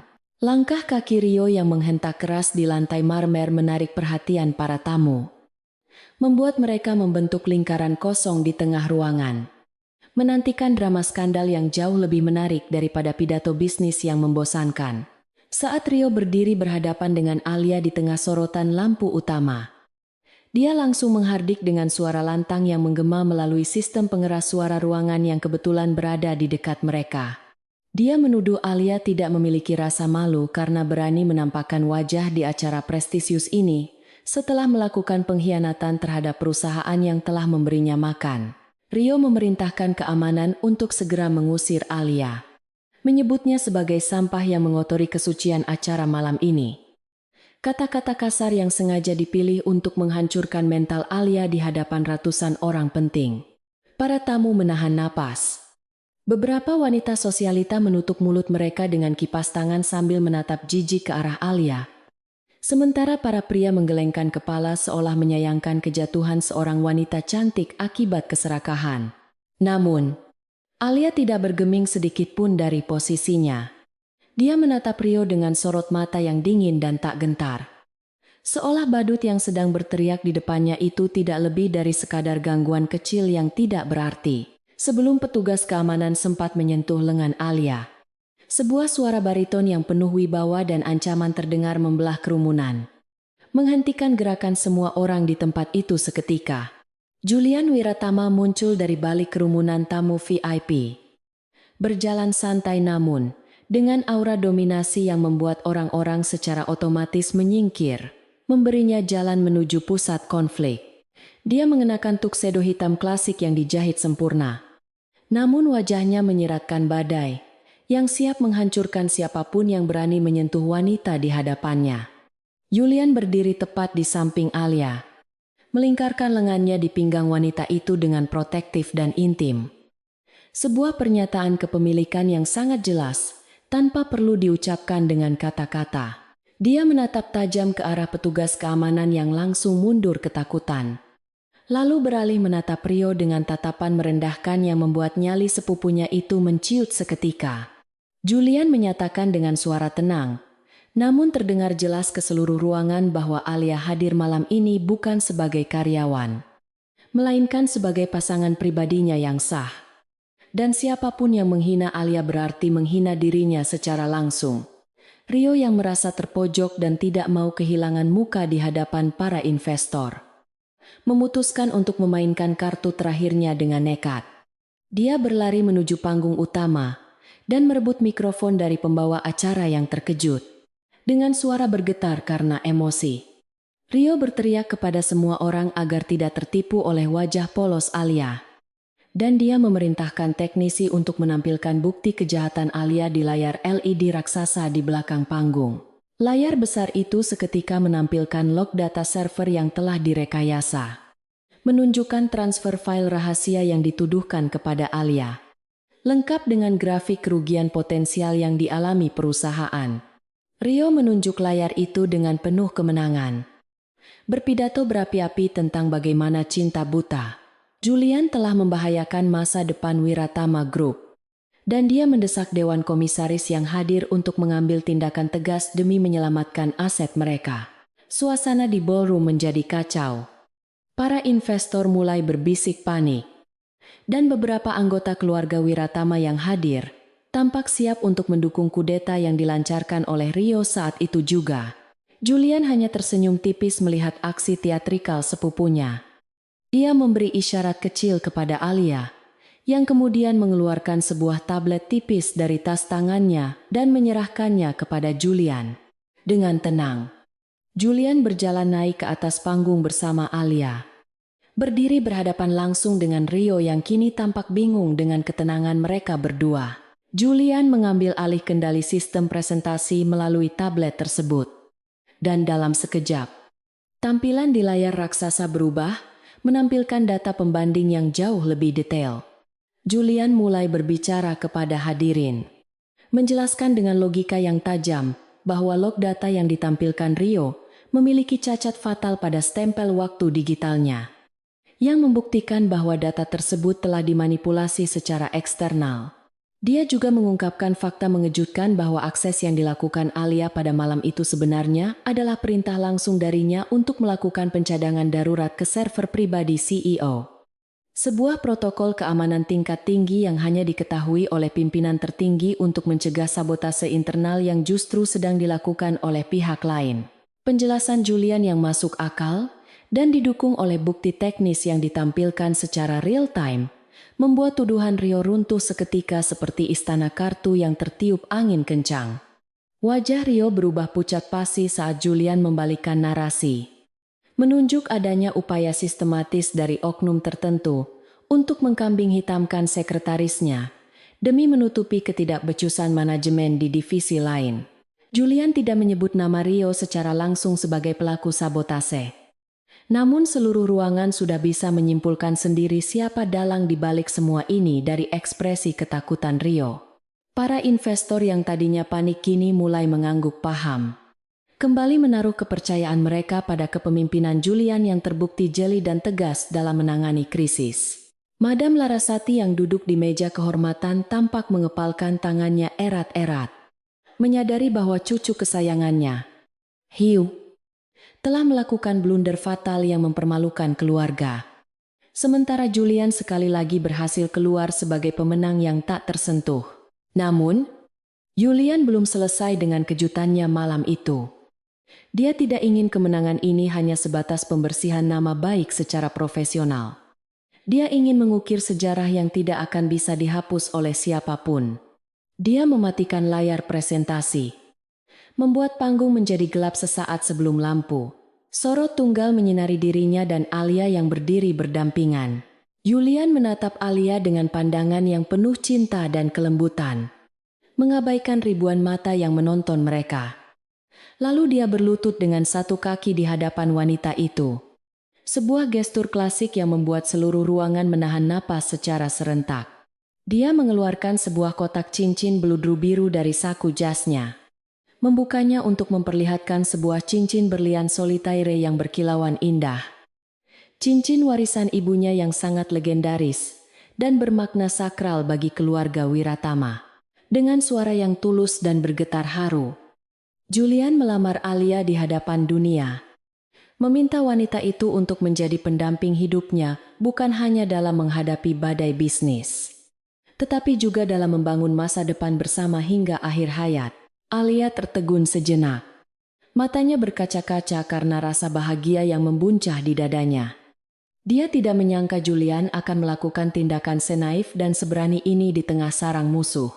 Dia melihat ketulusan di mata Julian, melihat seorang pria yang rela melepaskan egonya dan melawan dunia demi dirinya. Dan itu adalah bukti cinta terbesar yang pernah dia terima. Dengan suara lembut namun tegas yang diperkuat oleh mikrofon, Alia mengucapkan kata ya yang langsung disambut oleh tepuk tangan meriah dari sebagian tamu yang terbawa suasana romantis. Sementara Rio dan sekutunya hanya bisa berdiri mematung dengan wajah masam. Momen itu menjadi titik balik yang mengubah status Alia dari seorang tersangka pencuri menjadi tunangan resmi dari salah satu pria paling berkuasa di negeri ini. Sebuah transformasi yang membuat para pengkritiknya harus menelan kembali kata-kata hinaan mereka. Julian menyematkan cincin itu di jari manis Alia, lalu bangkit dan mencium kening tunangannya dengan penuh kasih sayang, menciptakan gambaran pasangan sempurna yang tidak terkalahkan. Julian kemudian mengambil mikrofon lagi dan memberikan pidato singkat, namun padat kepada para tamu undangan yang masih terpana dengan drama romantis yang baru saja terjadi. Dia menegaskan bahwa Alia akan segera kembali bekerja dengan wewenang yang lebih luas untuk mengawasi reformasi internal perusahaan. Dan pernikahan mereka akan menjadi simbol era baru transparansi di Wiratama Group. Dia juga memperingatkan secara halus bahwa siapapun yang mencoba mengganggu calon istrinya akan berhadapan langsung dengannya dan seluruh kekuatan hukum perusahaan. Sebuah ancaman terselubung yang ditujukan khusus untuk Rio dan Madam Larasati. Setelah itu, Julian memberi isyarat kepada orkestra untuk mulai memainkan musik waltz. Dan dia memimpin Alia ke tengah lantai dansa untuk melakukan dansa pertama mereka sebagai pasangan tunangan. Saat mereka berdansa berputar mengikuti alunan musik klasik yang indah, dunia di sekitar mereka seolah memudar, menyisakan hanya mereka berdua dalam gelembung kebahagiaan yang sementara waktu ini aman dari ancaman luar. Di sudut ruangan yang gelap, Rio membanting gelas anggur barunya ke lantai hingga pecah berantakan. Serpihan kaca itu mencerminkan hatinya yang hancur karena kekalahan telak malam ini. Dia menatap tajam ke arah pasangan yang sedang berdansa itu dengan mata yang dipenuhi dendam kesumat. Bersumpah dalam hati bahwa ini belum berakhir. Dia tahu bahwa serangan frontal telah gagal. Jadi dia harus menggunakan cara yang lebih licik dan kejam untuk menghancurkan mereka. Cara yang akan menyerang fondasi utama kekuatan Julian, yaitu keuangan perusahaan. Rio segera berbalik dan meninggalkan pesta itu dengan langkah cepat. Mengeluarkan ponselnya untuk menghubungi para pemegang saham minoritas yang serakah dan mudah diprovokasi. Dia akan memulai perang ekonomi. Menarik benang-benang kotor yang telah dia tanam selama bertahun-tahun untuk mengguncang harga saham Wiratama Group segera setelah pasar dibuka esok hari. Memaksa Julian memilih antara cintanya atau kerajaan bisnisnya yang sedang di ujung tanduk. Sementara itu, di tengah lantai dansa, Alia berbisik kepada Julian, bertanya apakah tindakan nekat ini tidak akan membahayakan posisi Julian lebih jauh lagi di hadapan neneknya. Julian tersenyum, mengeratkan pelukannya di pinggang Alia, dan berbisik kembali bahwa dia sudah tidak peduli lagi dengan restu neneknya atau aturan kuno keluarga. Dia mengatakan bahwa malam ini adalah deklarasi kemerdekaan mereka. Dan meskipun dia tahu bahwa esok hari badai yang lebih besar akan datang menerjang, dia merasa siap menghadapi apapun selama Alia ada di pelukannya. Alia menyandarkan kepalanya di dada Julian, mendengarkan detak jantung pria itu yang tenang dan kuat. Merasakan kedamaian yang aneh di tengah medan perang yang baru saja mereka menangkan. Mereka berdua tahu bahwa pesta ini hanyalah gencatan senjata sementara. Dan di luar sana, musuh-musuh mereka sedang menyusun kembali kekuatan untuk serangan balasan yang mematikan. Namun untuk malam ini, mereka memilih untuk menikmati kemenangan cinta mereka di bawah cahaya lampu kristal yang memukau. Pagi itu, bursa saham Jakarta dibuka dengan kepanikan massal yang belum pernah terjadi sebelumnya dalam sejarah satu dekade terakhir, di mana grafik nilai saham Wiratama Group terjun bebas membentuk garis merah vertikal yang mengerikan di layar monitor para pialang. Berita utama di berbagai media finansial dan televisi nasional secara serentak menayangkan spekulasi negatif tentang ketidakstabilan manajemen perusahaan pasca pengumuman pertunangan kontroversial sang CEO dengan mantan sekretarisnya yang dituduh bermasalah. Para investor asing yang biasanya setia kini beramai-ramai melepas kepemilikan mereka. Terhasut oleh rumor yang disebar secara sistematis oleh jaringan bayaran Rio yang menyebutkan bahwa Julian telah kehilangan fokus dan penilaian rasionalnya akibat pengaruh wanita. Telepon di kantor pusat berdering tanpa henti. membawa pesan-pesan kemarahan dari para mitra bisnis yang membatalkan kontrak kerjasama bernilai triliunan rupiah secara sepihak dengan alasan klausul force majeure reputasi. Julian berdiri di tengah ruang komando krisis. Kemeja putihnya yang lengan panjangnya digulung hingga siku tampak kusut. Namun matanya tetap tajam mengawasi pergerakan angka-angka yang terus menyusut. Seolah sedang menghitung mundur waktu kehancuran kerajaannya sendiri dengan ketenangan yang menakutkan bagi siapapun yang melihatnya. Dalang di balik serangan ekonomi yang terkoordinasi dengan sangat rapi ini tentu saja adalah Rio, yang bekerja sama erat dengan Madam Larasati untuk memberikan pelajaran keras kepada cucu pembangkang yang berani menentang tradisi keluarga. Mereka menggunakan pengaruh luas mereka di kalangan perbankan untuk membekukan fasilitas kredit perusahaan, membuat aliran kas operasional Wiratama Group tercekik hebat dalam hitungan jam, sehingga gaji karyawan terancam tidak bisa dibayarkan bulan ini. Rio duduk santai di klub eksekutif sambil menghisap cerutu impor, menikmati pemandangan kehancuran yang dia ciptakan dari layar tabletnya. Yakin bahwa Julian akan segera datang, merangkak memohon ampun di kakinya sebelum hari berakhir. Strategi bumi hangus ini memang berisiko merugikan kekayaan keluarga. Namun bagi Madam Larasati, kerugian materi hanyalah harga kecil yang pantas dibayar untuk memulihkan tatanan hierarki dan memastikan darah murni bangsawan tetap terjaga dalam garis keturunan mereka. Mereka memberikan ultimatum tertutup yang dikirimkan melalui kurir pribadi. Julian harus mengundurkan diri dari jabatan CEO dan membatalkan pertunangannya, atau menyaksikan warisan kakeknya hancur menjadi debu yang tidak berharga di lantai bursa. Julian membaca surat ultimatum itu dengan ekspresi datar tanpa emosi. Lalu merobek kertas tebal berlogo emas keluarga itu menjadi 2 bagian dan melemparkannya ke tempat sampah dengan gerakan meremehkan. Dia tahu bahwa menyerah sekarang sama saja dengan menyerahkan nasib ribuan karyawan setia ke tangan sepupunya yang tidak kompeten dan korup, yang hanya akan menjerumuskan perusahaan ke jurang kehancuran yang lebih dalam di masa depan.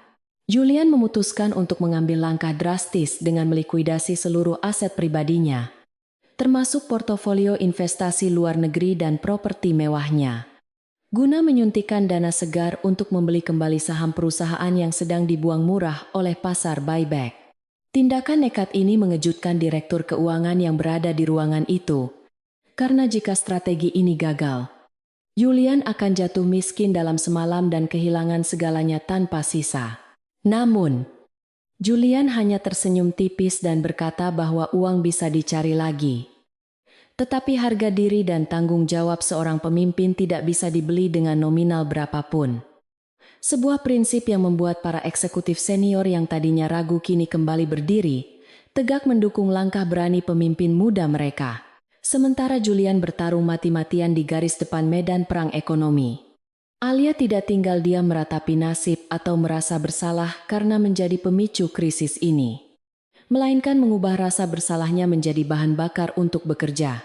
Dia mengurung diri di ruang arsip data digital yang terisolasi, kembali membedah flash disk yang berisi data server perusahaan dengan fokus yang lebih tajam dari sebelumnya untuk mencari celah yang bisa digunakan sebagai senjata pemusnah massal melawan Rio. Alia menyadari bahwa serangan Rio yang begitu masif dan memakan biaya besar pasti didanai oleh sumber yang tidak wajar. Karena gaji dan dividen resmi Rio tidak akan cukup untuk menyuap begitu banyak pihak dalam waktu singkat. Dia mulai menelusuri aliran dana keluar dari divisi yang dipimpin Rio selama 5 tahun terakhir, membandingkan setiap faktur pembayaran dengan realisasi proyek di lapangan. Mencari anomali sekecil apapun yang mungkin terlewatkan oleh auditor eksternal yang mungkin juga sudah disuap. Matanya yang lelah namun jeli akhirnya menangkap pola mencurigakan pada pos anggaran Corporate Social Responsibility atau CSR, yang jumlahnya membengkak drastis setiap akhir kuartal tanpa dokumentasi kegiatan yang jelas. Penelusuran Alia semakin mendalam ketika dia menemukan bahwa dana CSR miliaran rupiah itu selalu ditransfer ke serangkaian yayasan amal fiktif yang alamatnya terdaftar di ruko-ruko kosong di pinggiran kota atau bahkan di lahan kuburan umum dari yayasan-yayasan bodong tersebut. Uang itu kemudian diputar kembali melalui skema pencucian uang yang rumit ke beberapa perusahaan cangkang di negara suaka pajak yang pemilik saham, Mayoritasnya disamarkan dengan nama inisial R. W. Jantung Alia berdegup kencang saat menyadari bahwa dia tidak hanya menemukan bukti korupsi biasa, melainkan sebuah skema penggelapan dana sistematis yang telah merugikan perusahaan hingga ratusan miliar rupiah selama bertahun-tahun di bawah hidung Dewan Komisaris. Temuan ini adalah bom nuklir yang bisa meledakkan Rio dan sekutunya hingga hancur berkeping-keping. Namun Alia tahu bahwa data digital ini masih rentan disangkal sebagai hasil manipulasi komputer jika tidak didukung oleh bukti fisik otentik. Dia membutuhkan buku besar asli atau stempel basah transaksi yang biasanya disimpan di gudang arsip fisik sebagai cadangan manual sesuai prosedur kuno perusahaan yang belum sepenuhnya terdigitalisasi. Di tengah kesibukan itu, pintu ruangan Julian terbuka kasar tanpa ketukan, dan Rio melangkah masuk dengan gaya arogan yang memuakan. Diikuti oleh dua pengacara keluarga yang membawa tumpukan dokumen legal untuk proses pengunduran diri paksa. Rio tertawa mengejek melihat kondisi ruangan yang berantakan dan wajah-wajah lelah tim krisis Julian. Mengatakan bahwa perlawanan mereka sia-sia karena para pemegang saham mayoritas akan segera menggelar rapat umum pemegang saham luar biasa besok pagi untuk melengsarkan Julian. Dia menawarkan jalan keluar terhormat bagi Julian, tanda tangani surat pengunduran diri sekarang dan tinggalkan Alia. Maka dia akan menghentikan serangan pasar dan membiarkan Julian pergi dengan pesangon yang cukup untuk hidup sederhana di luar negeri. Rio bahkan berani mendekati meja kerja Julian, mencondongkan tubuhnya dan berbisik bahwa wanita seperti Alia tidak sebanding dengan hilangnya kerajaan bisnis yang telah dibangun dengan darah dan keringat leluhur mereka. Mencoba memanipulasi psikologi Julian di saat-saat terlemahnya.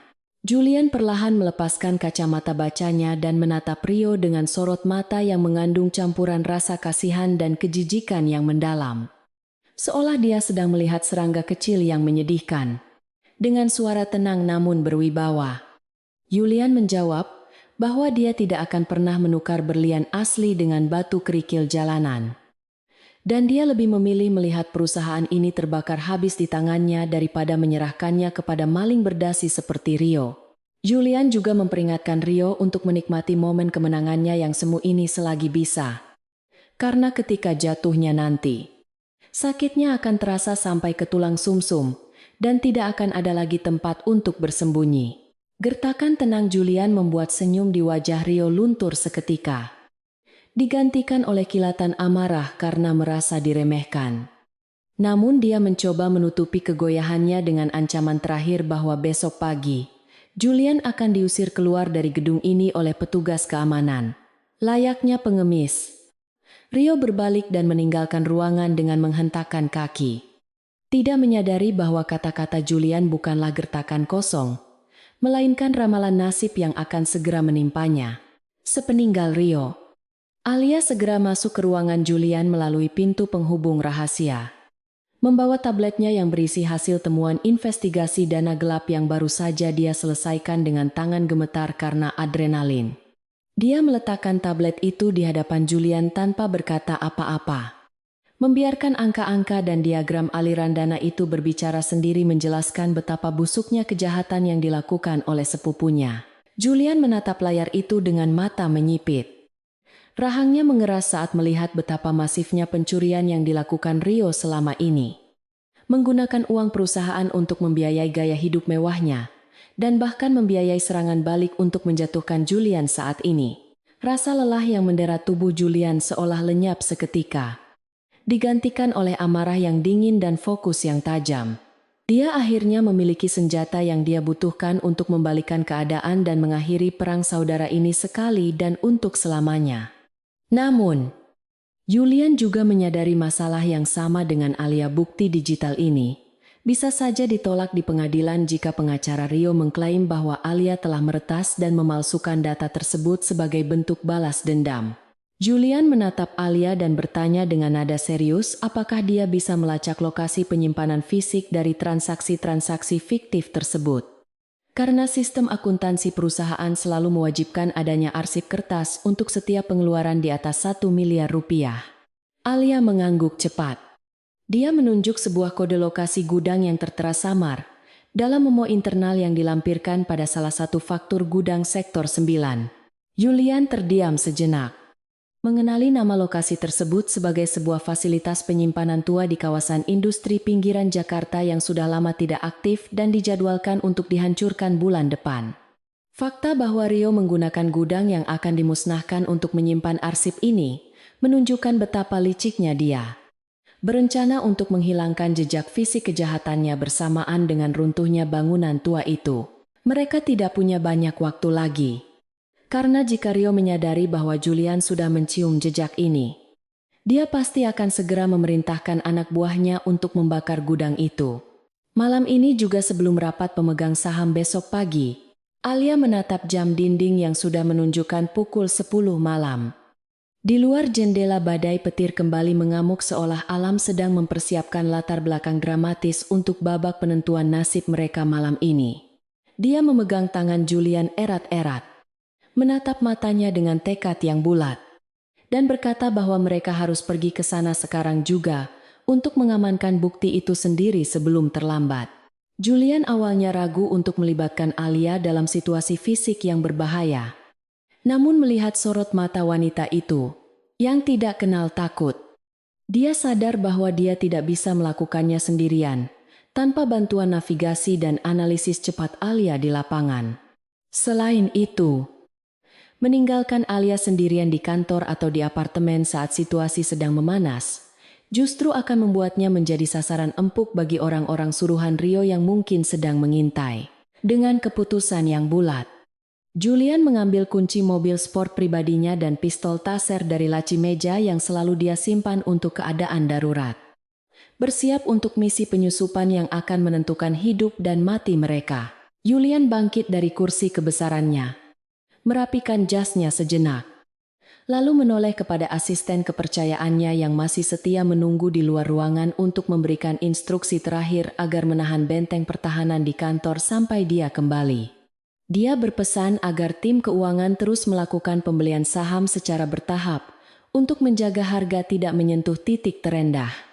Memberinya waktu beberapa jam untuk melakukan manuver berbahaya ini, Alia dan Julian kemudian turun melalui lift pribadi menuju basement parkir yang sepi, menghindari sorotan kamera CCTV dengan menggunakan jalur buta yang hanya diketahui oleh tim keamanan inti. Suasana di dalam mobil saat mereka melaju keluar gedung terasa sangat intens. Tidak ada musik yang diputar. Hanya suara deru mesin dan hujan yang menghantam kaca depan yang menemani pikiran mereka masing-masing. Mereka sadar bahwa malam ini mereka tidak lagi berperan sebagai CEO dan sekretaris, melainkan sebagai pasangan pejuang yang sedang menuju ke sarang naga untuk merebut kembali masa depan yang dicuri dari tangan mereka. Perjalanan menuju kawasan industri di pinggiran kota memakan waktu hampir 1 jam karena kondisi jalan yang licin dan banjir di beberapa titik. Memberikan waktu bagi Rio untuk menyadari bahwa Julian telah menghilang dari radar pengawasannya di kantor. Di kursi penumpang, Alia terus memantau pergerakan komunikasi internal melalui tabletnya. Dan tiba-tiba dia menangkap sinyal transmisi radio keamanan yang mencurigakan di sekitar area gudang tujuan mereka. Wajahnya menegang saat dia memberitahu Julian bahwa tampaknya ada aktivitas tidak wajar di lokasi tersebut. Yang berarti Rio mungkin sudah mengirim orang untuk membersihkan jejak atau memindahkan bukti penting itu. Julian mencengkeram kemudi lebih erat, menginjak pedal gas lebih dalam, memacu mobil menembus malam dengan kecepatan tinggi. Menyadari bahwa mereka sedang berpacu dengan waktu melawan api yang mungkin akan segera dinyalakan oleh musuh.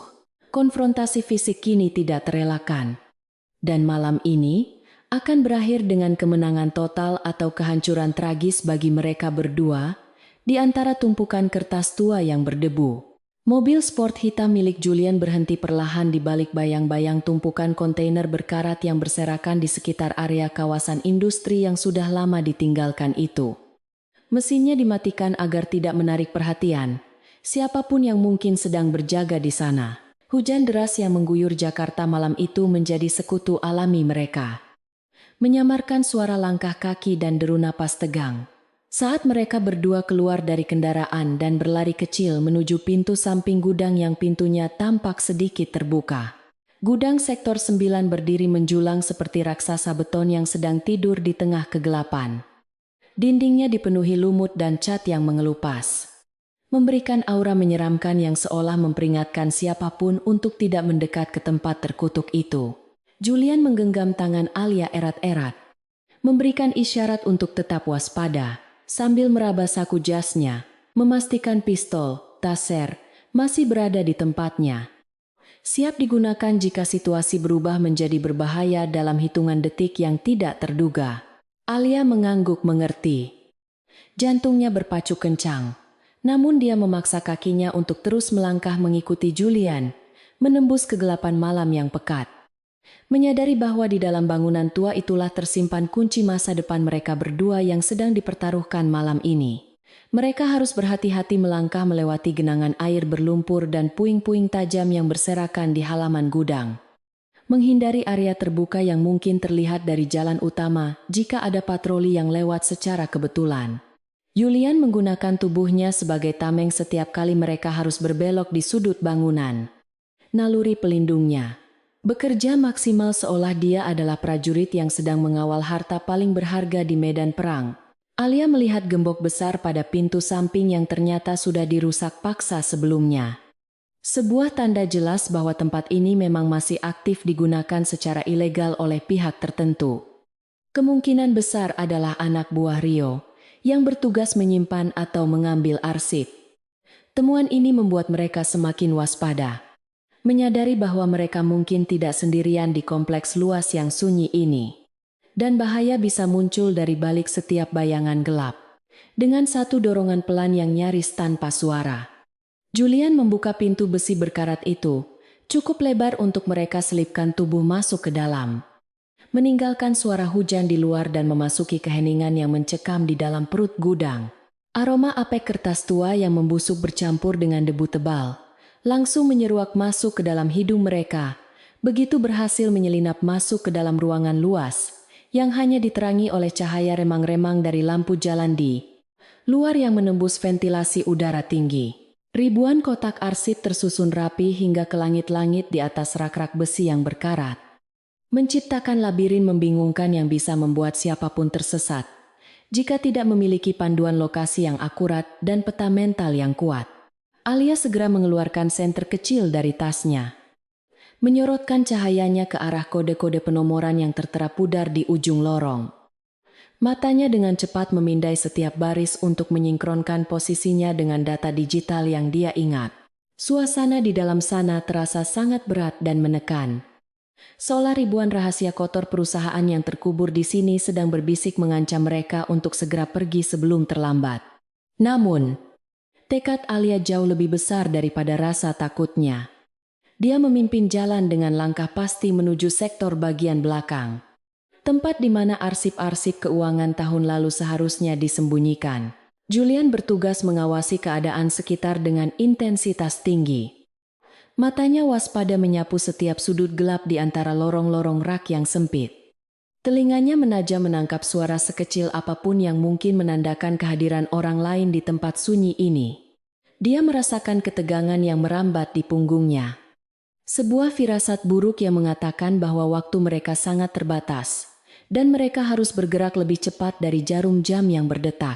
Sesekali dia menoleh ke belakang untuk memastikan jalur pelarian mereka tetap aman. Menyadari bahwa jika mereka terjebak di tengah labirin ini, akan sangat sulit untuk meloloskan diri tanpa perlawanan fisik.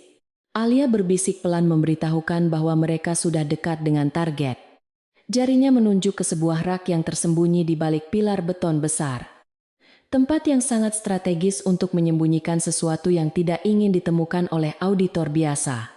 Mereka mempercepat langkah, namun tetap menjaga agar suara sepatu mereka tidak menimbulkan gema yang bisa memantul ke seluruh ruangan yang kosong melompong itu.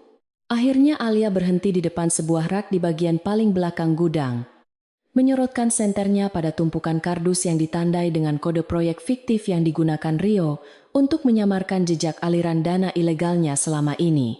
Dengan tangan gemetar karena campuran rasa gugup dan antusiasme yang meluap, Alia menurunkan kotak kardus berat itu dan membukanya. memperlihatkan tumpukan buku besar akuntansi manual dan binder tebal berisi faktur-faktur asli. Dia membuka salah satu binder secara acak, dan matanya langsung berbinar kemenangan saat melihat tanda tangan basah Rio di atas persetujuan. Transfer dana ke rekening perusahaan Cangkang.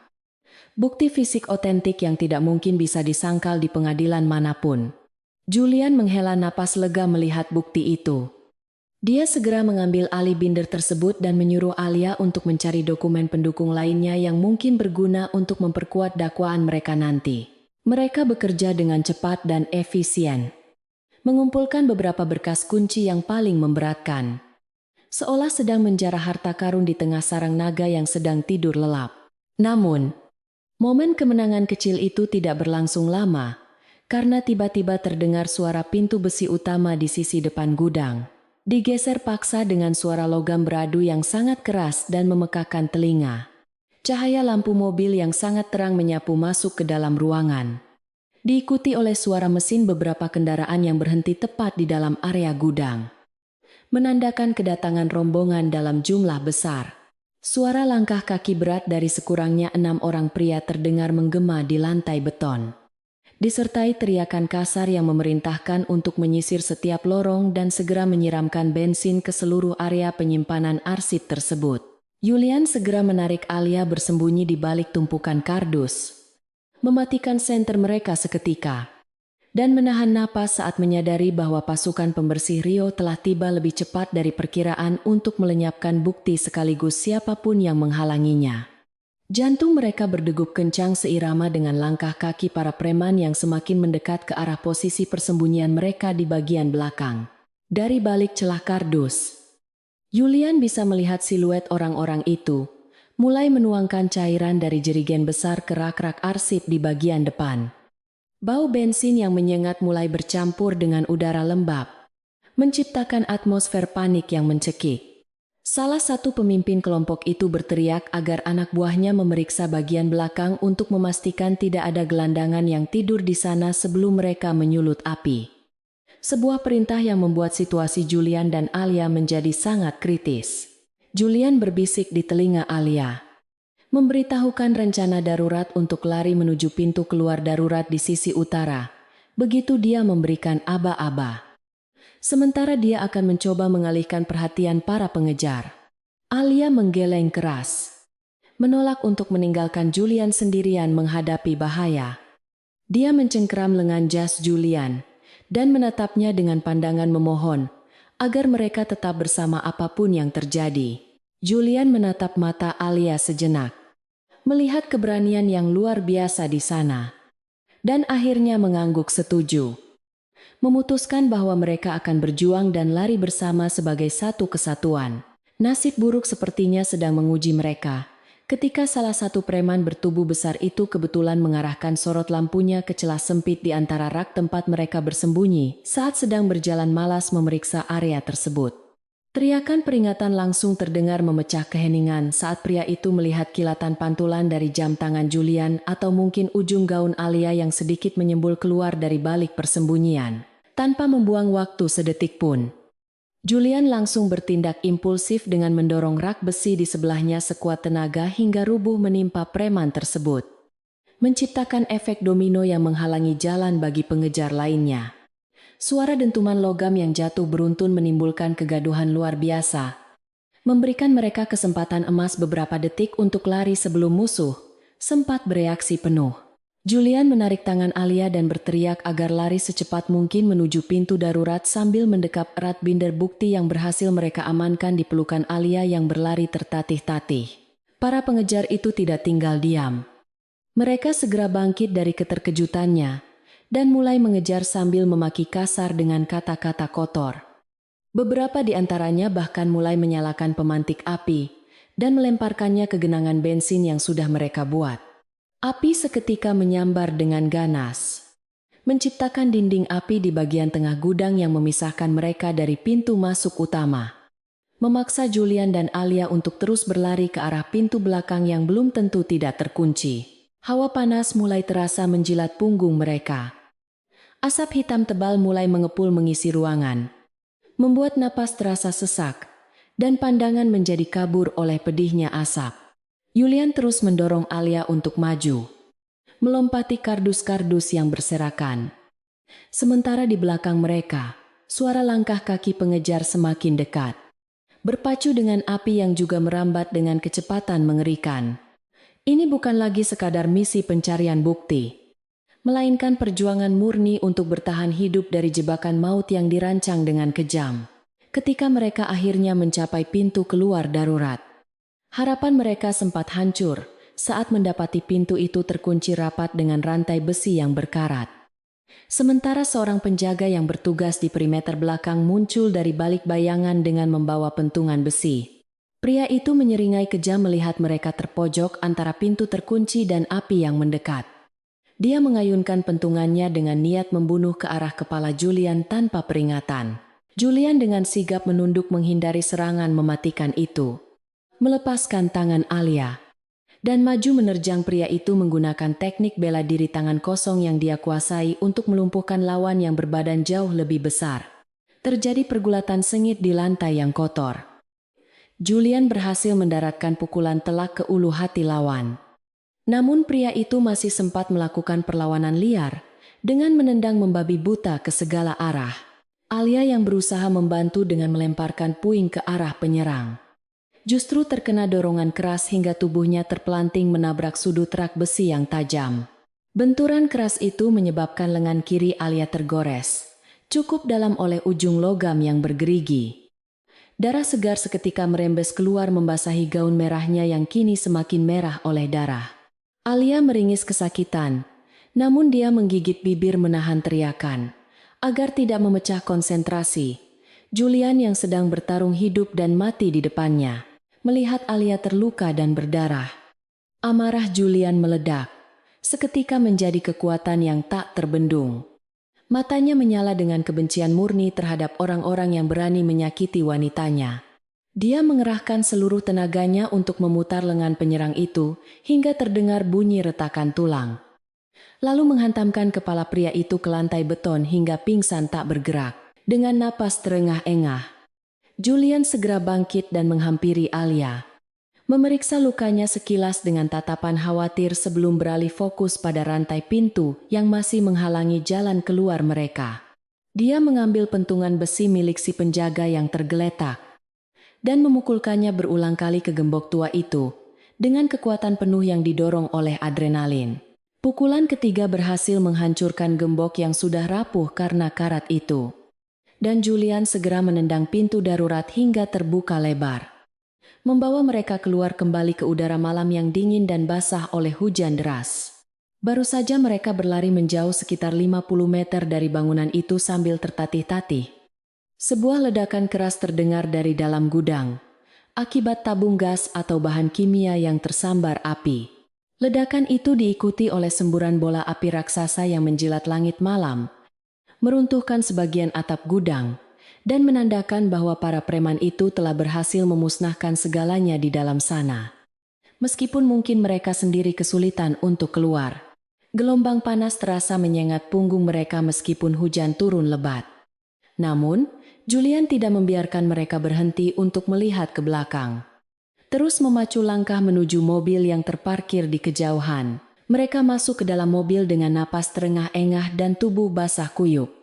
Julian segera menyalakan mesin dan tancap gas meninggalkan area itu secepat kilat. Setelah memastikan tidak ada mobil lain yang mengikuti mereka dan jarak mereka cukup aman dari lokasi kejadian, Julian menepikan kendaraannya di bawah sebuah jembatan layang yang sepi untuk memeriksa kondisi Alia. Dia menyalakan lampu kabin dan wajahnya tampak pucat pasi penuh penyesalan saat melihat darah yang terus mengalir dari lengan Alia, menodai jok kulit mobil mewahnya. Tangannya yang biasanya stabil kini gemetar saat dia merobek lengan kemeja putihnya sendiri untuk dijadikan perban darurat. Melilitkannya dengan hati-hati, namun cukup erat untuk menghentikan pendarahan tersebut. Julian berbisik meminta maaf berulang kali dengan suara parau. Mengutuk dirinya sendiri karena telah gagal melindungi Alia dengan sempurna dan menyeretnya ke dalam bahaya fisik yang nyata. Namun Alia, meskipun wajahnya pucat menahan perih, Justru tersenyum lembut dan menyeka keringat dingin di dahi Julian dengan tangan kanannya yang bersih. Meyakinkan pria itu bahwa dia baik-baik saja, dan luka ini sepadan dengan bukti yang berhasil mereka selamatkan. Di pangkuan Alia, binder berisi bukti kejahatan, Rio masih terdekap erat dan aman. Satu-satunya benda yang selamat dari kebakaran besar yang kini sedang melahap gudang sektor 9 di kejauhan. Bagi Julian, melihat tetesan darah Alia malam ini adalah titik balik yang mengubah segalanya. Batas toleransi terakhirnya terhadap keluarganya telah dilanggar dengan cara yang paling brutal. Dia tidak lagi memandang kompetisi ini sebagai persaingan bisnis atau perebutan kekuasaan semata, melainkan sebagai perang dendam pribadi untuk menghancurkan siapapun yang telah membuat Alia terluka. Julian mencium kening Alia dengan penuh kasih sayang dan rasa hormat yang mendalam. Lalu kembali duduk tegak di kursi pengemudi. Matanya menatap jalanan gelap di depan dengan sorot mata yang dingin dan mematikan. Berbeda dari Julian yang dikenal sebelumnya, dia siap untuk menjadi monster jika itu yang diperlukan untuk melindungi malaikat di sampingnya. Dan besok pagi dunia akan melihat sisi lain dari Julian Wiratama yang belum pernah mereka saksikan. Julian kembali melajukan mobilnya membelah jalanan Jakarta yang mulai sepi menuju rumah sakit swasta terdekat untuk merawat luka Alia dengan benar sebelum fajar menyingsing. Sambil menyetir dengan satu tangan, dia mengambil ponselnya yang terhubung ke sistem audio mobil dan menghubungi kepala tim hukum pribadinya, meskipun waktu sudah menunjukkan lewat tengah malam. Dengan suara datar tanpa emosi yang membuat pengacaranya di ujung telepon merinding, Julian memberikan instruksi untuk mempersiapkan berkas tuntutan pidana rangkap bagi Rio Wiratama dan surat pemecatan tidak hormat, menegaskan bahwa tidak akan ada negosiasi damai atau penyelesaian kekeluargaan besok.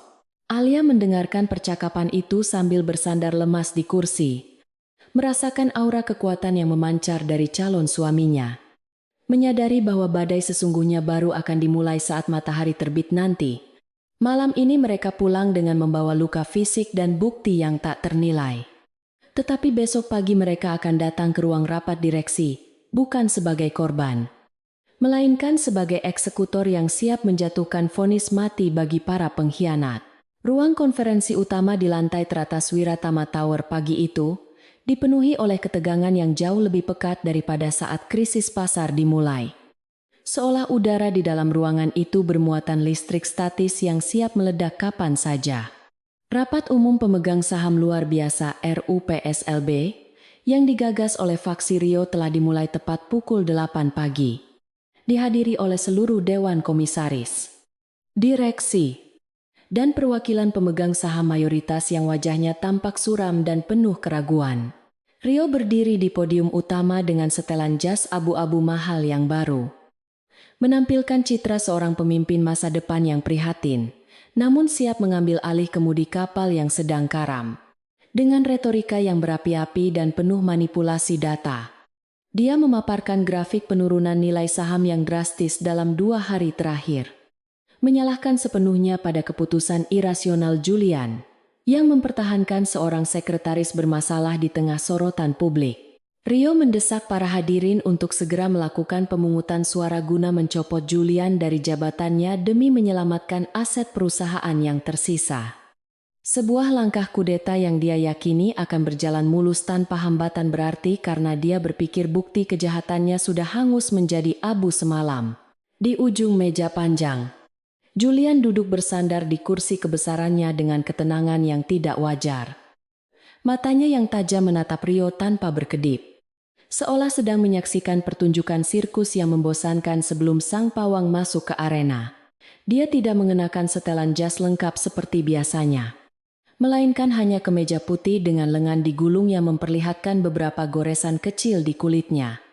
Sisa dari perjuangan fisik malam sebelumnya yang tidak diketahui oleh orang-orang di ruangan itu. Sikap diam Julian membuat para pemegang saham merasa gelisah. Mereka mengharapkan perlawanan sengit, atau setidaknya pembelaan diri. Namun keheningan sang CEO justru memancarkan aura dominasi yang mengerikan.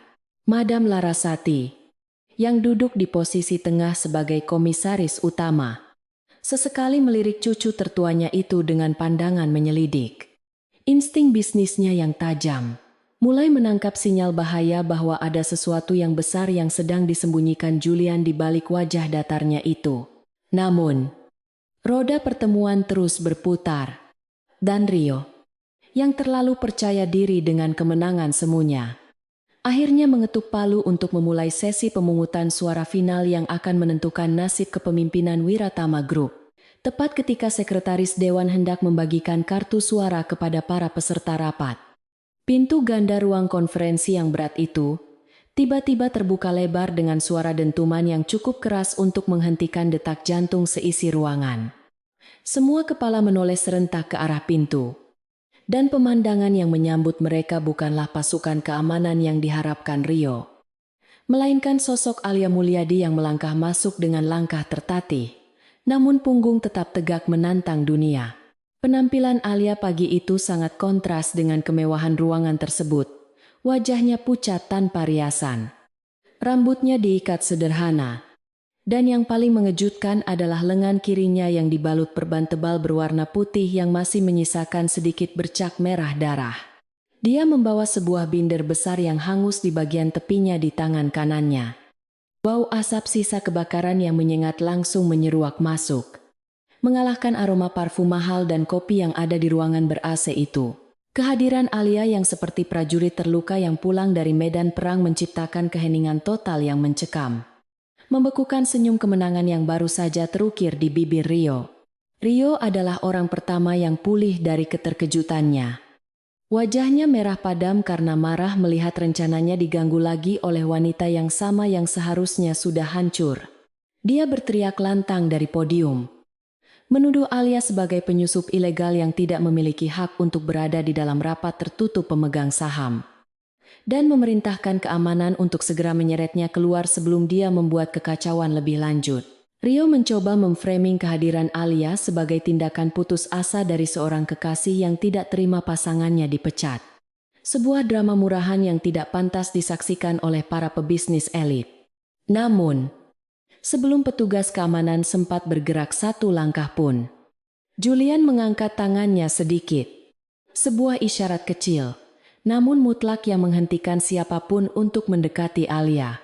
Julian kemudian berdiri perlahan.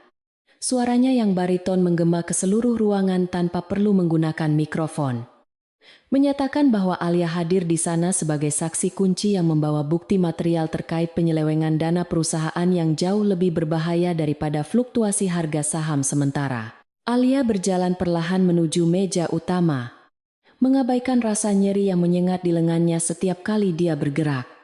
Matanya terpaku tajam pada wajah Rio yang kini mulai memucat karena mengenali binder yang dibawa wanita itu. Tanpa mengucapkan sepatah kata pun sebagai pembuka, Alia melemparkan binder tebal yang berbau asap itu ke tengah meja rapat. Suaranya berdebum berat, seolah menjatuhkan vonis mati bagi karier seseorang. Dia kemudian menyambungkan tabletnya ke sistem proyektor ruangan. Dan dalam hitungan detik, layar raksasa di belakang Rio menampilkan pindaian resolusi tinggi dari halaman-halaman buku besar tersebut. Alia mulai menjelaskan dengan suara yang tenang, namun menusuk, memaparkan detail transaksi Project Shadow yang selama ini disembunyikan Rio. Menunjukkan aliran dana miliaran rupiah yang mengalir ke rekening pribadi melalui perusahaan cangkang fiktif. Dia menunjukkan tanda tangan asli Rio di setiap persetujuan pencairan dana, serta foto-foto dokumentasi gudang arsip yang sengaja dibakar tadi malam untuk menghilangkan jejak. Sebuah tindakan kriminal yang nyaris merenggut nyawa mereka berdua. Hiu, yang merasa dunia di sekelilingnya mulai runtuh, berusaha menyangkal dengan panik, berteriak bahwa semua itu adalah fitnah keji dan dokumen yang dibawa Alia adalah barang palsu yang direkayasa untuk menjebaknya. Dia mencoba meraih binder itu untuk merobeknya.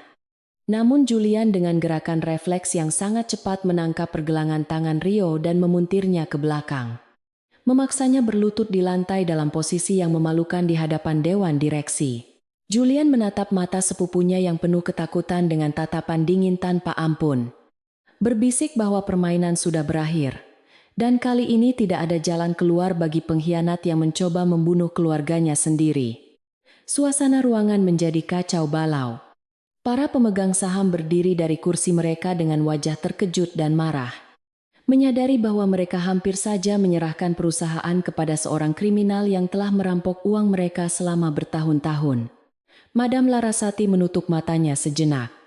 Wajah tuanya tampak menua 10 tahun dalam sekejap, saat menyadari kebenaran pahit tentang cucu kesayangannya yang lain. Tepat pada momen klimaks itu, pintu ruangan kembali terbuka.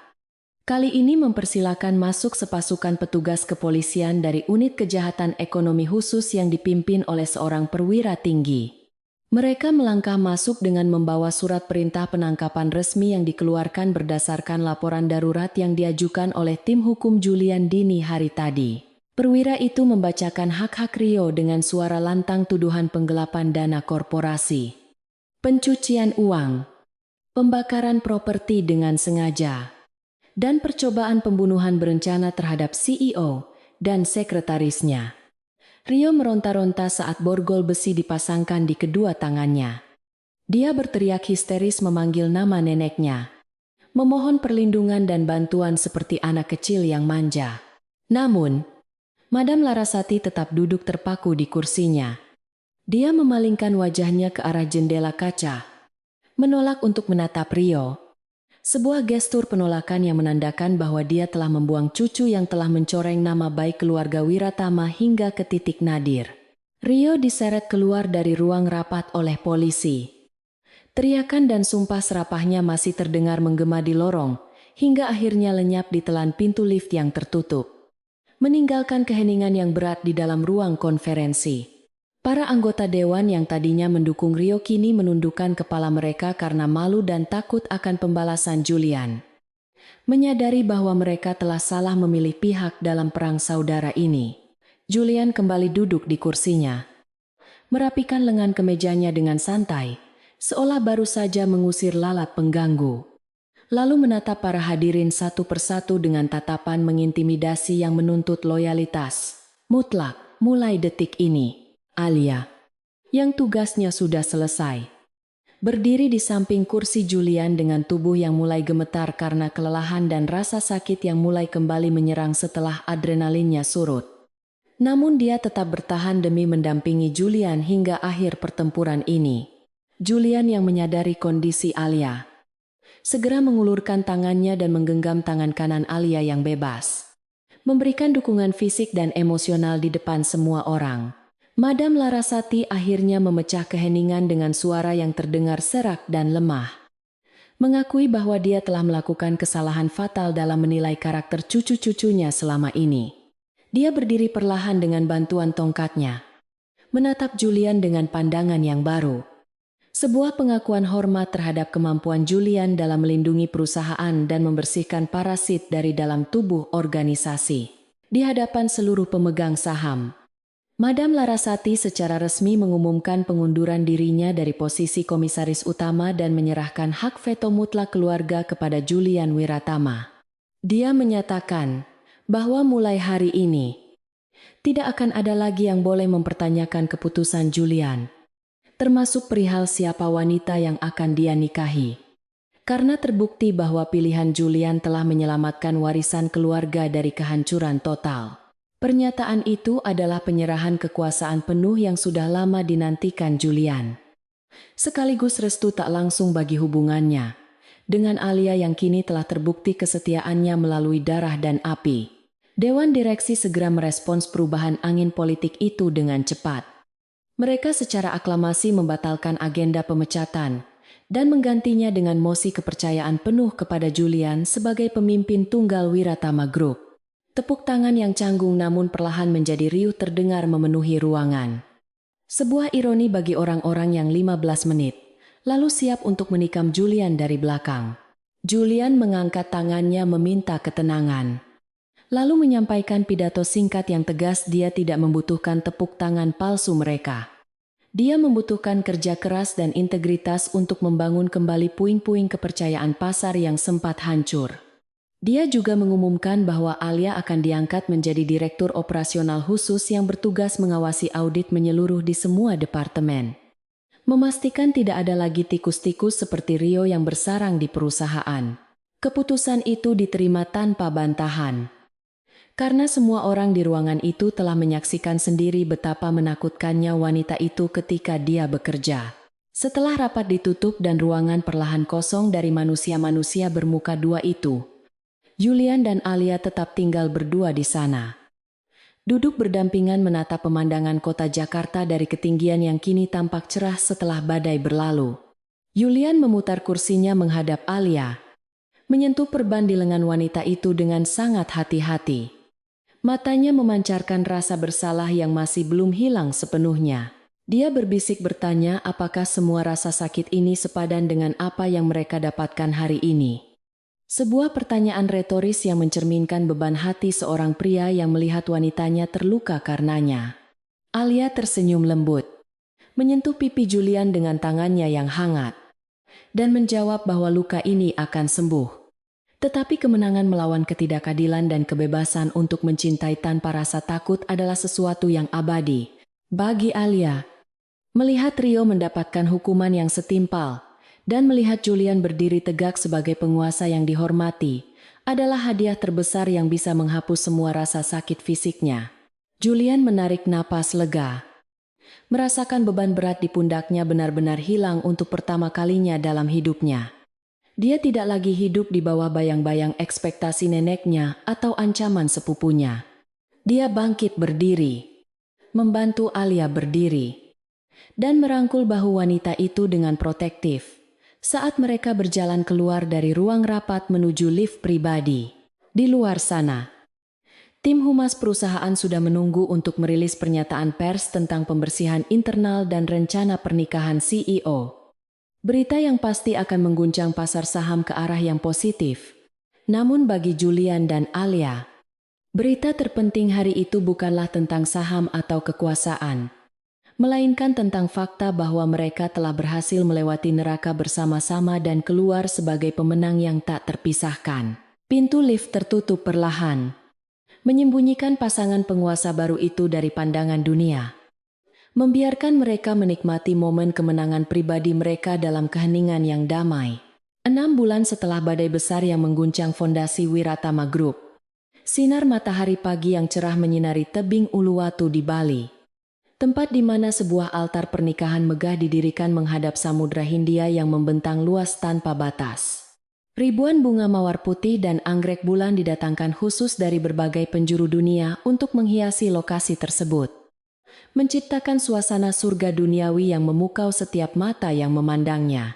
Hari ini bukan sekadar perayaan penyatuan dua hati, melainkan sebuah proklamasi kemenangan bagi Julian dan Alia atas segala intrik, pengkhianatan, dan prasangka yang nyaris menghancurkan hidup mereka. Para tamu undangan yang hadir bukan sembarang orang, melainkan jajaran elit global, mulai dari Perdana Menteri, Raja Media, hingga konglomerat teknologi yang terbang dengan jet pribadi mereka demi menyaksikan pernikahan abad ini. Pengamanan di sekitar lokasi sangat ketat namun tidak terasa mencekam. Berbeda jauh dengan suasana perang dingin yang dulu menyelimuti hari-hari mereka di Jakarta. Karena hari ini adalah hari di mana cinta merayakan kemenangannya yang mutlak atas kekuasaan yang korup. Di dalam ruang rias pengantin yang mewah, Alia Mulyadi duduk di depan cermin besar, menatap pantulan dirinya yang kini mengenakan gaun pengantin rancangan desainer Paris yang nilainya setara dengan sebuah rumah mewah.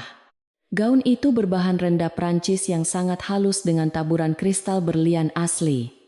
Namun, desainnya dibuat khusus dengan lengan panjang transparan untuk menutupi bekas luka parut di lengan kirinya. Alia mengusap pelan kain yang menutupi luka itu. Sebuah tanda mata abadi dari malam di gudang tua, yang menjadi saksi bisu keberaniannya dalam menyelamatkan masa depan perusahaan. Dia tidak lagi merasa malu atau minder dengan asal-usulnya yang sederhana. Bekas luka itu justru menjadi medali kehormatan yang mengingatkannya bahwa dia berhak berada di posisi ini bukan karena keberuntungan, melainkan karena perjuangan darah dan air mata.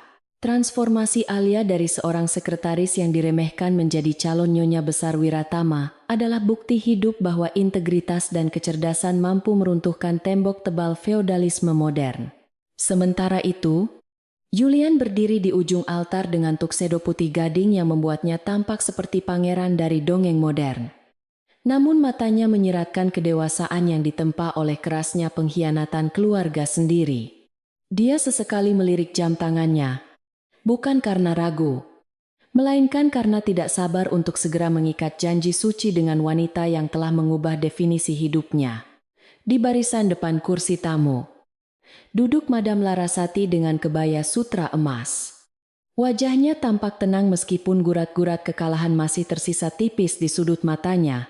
Wanita tua itu telah kehilangan cucu kesayangannya, Hugh, yang kini mendekam di penjara dengan vonis 20 tahun. Namun dia mendapatkan kembali kejayaan perusahaan yang kini melesat tinggi di bawah kepemimpinan tangan besi Julian yang didampingi Alia. Kehadiran Madam Larasati di sana adalah simbol penyerahan total. Sebuah pengakuan diam-diam bahwa era kepemimpinannya yang kuno telah berakhir. Dan kini tongkat estafet telah beralih sepenuhnya kepada generasi baru yang lebih tangguh dan visioner. Alunan musik orkestra mulai bergema lembut mengiringi langkah Alia yang berjalan menyusuri lorong bertabur kelopak bunga. Berjalan sendirian dengan kepala tegak penuh percaya diri, karena dia tidak membutuhkan siapapun untuk menyerahkannya. Langkah kakinya mantap. Tatapannya terkunci lurus pada Julian yang menatapnya dengan pandangan memuja. Seolah di dunia ini hanya ada mereka berdua. Para tamu undangan menahan napas kagum melihat aura kewibawaan yang memancar dari Alia. Bukan lagi aura seorang pegawai, melainkan aura seorang ratu yang siap mendampingi rajanya memimpin imperium bisnis. Ketika Alia akhirnya sampai di hadapan Julian, pria itu mengulurkan tangannya. Bukan untuk menariknya, melainkan untuk menggenggamnya sebagai mitra yang setara. Sentuhan tangan mereka mengirimkan getaran listrik yang familiar, mengingatkan mereka pada setiap momen krisis yang telah mereka lalui bersama. Mulai dari ruang rapat yang dingin hingga kobaran api yang panas, semuanya bermuara pada momen sakral di tepi tebing ini.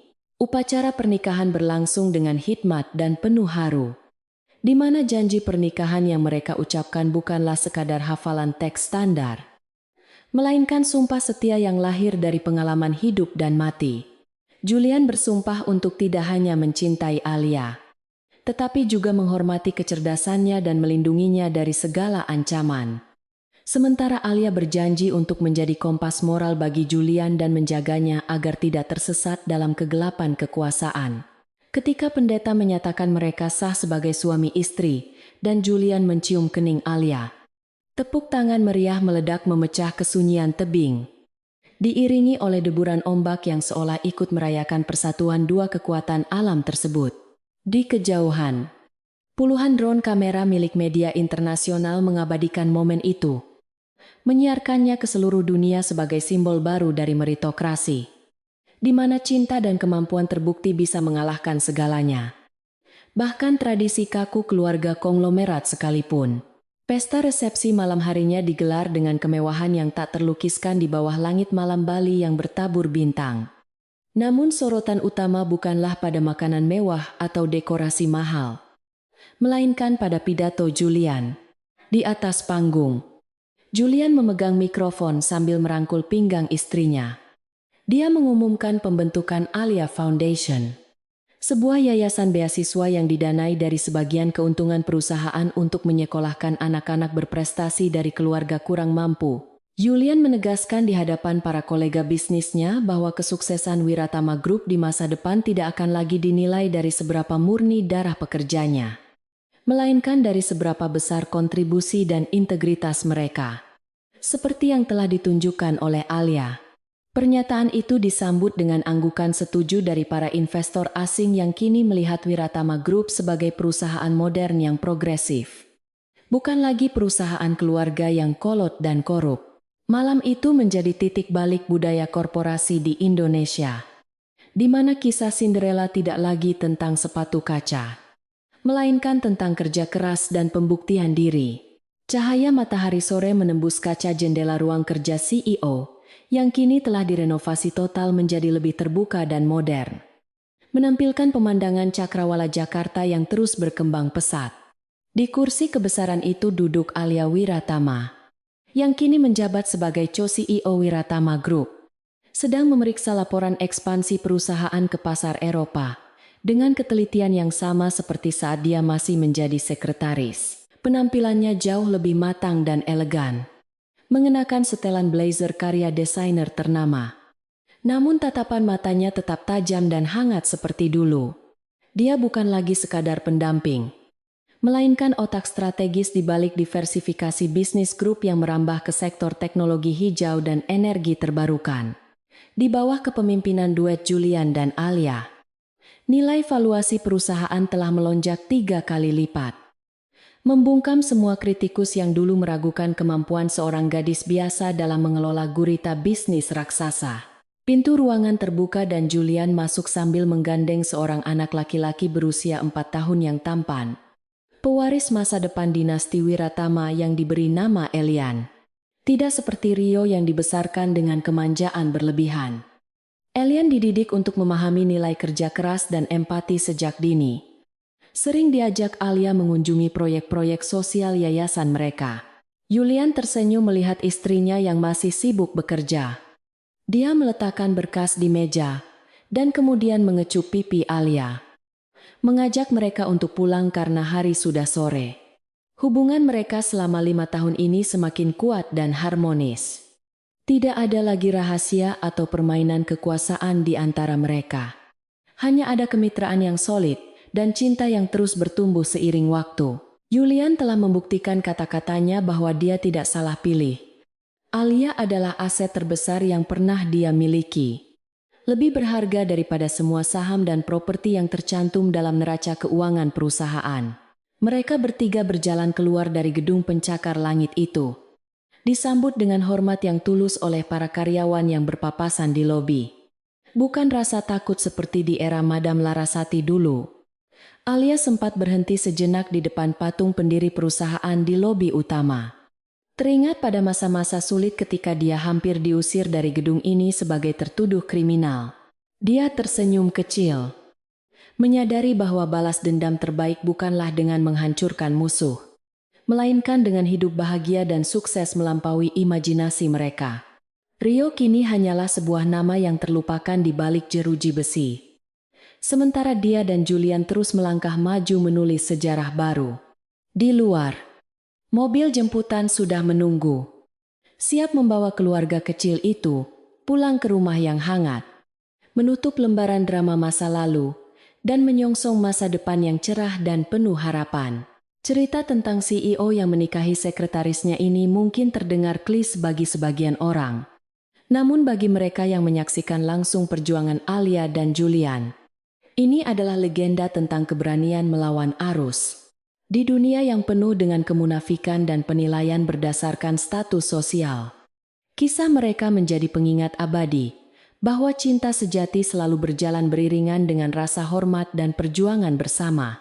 Langit Jakarta perlahan berubah warna menjadi jingga keemasan, seolah memberikan restu terakhir bagi pasangan yang telah berhasil menaklukkan badai dan keluar sebagai pemenang kehidupan. Dan di dalam mobil yang melaju tenang itu, tangan Julian dan Alia saling bertautan erat.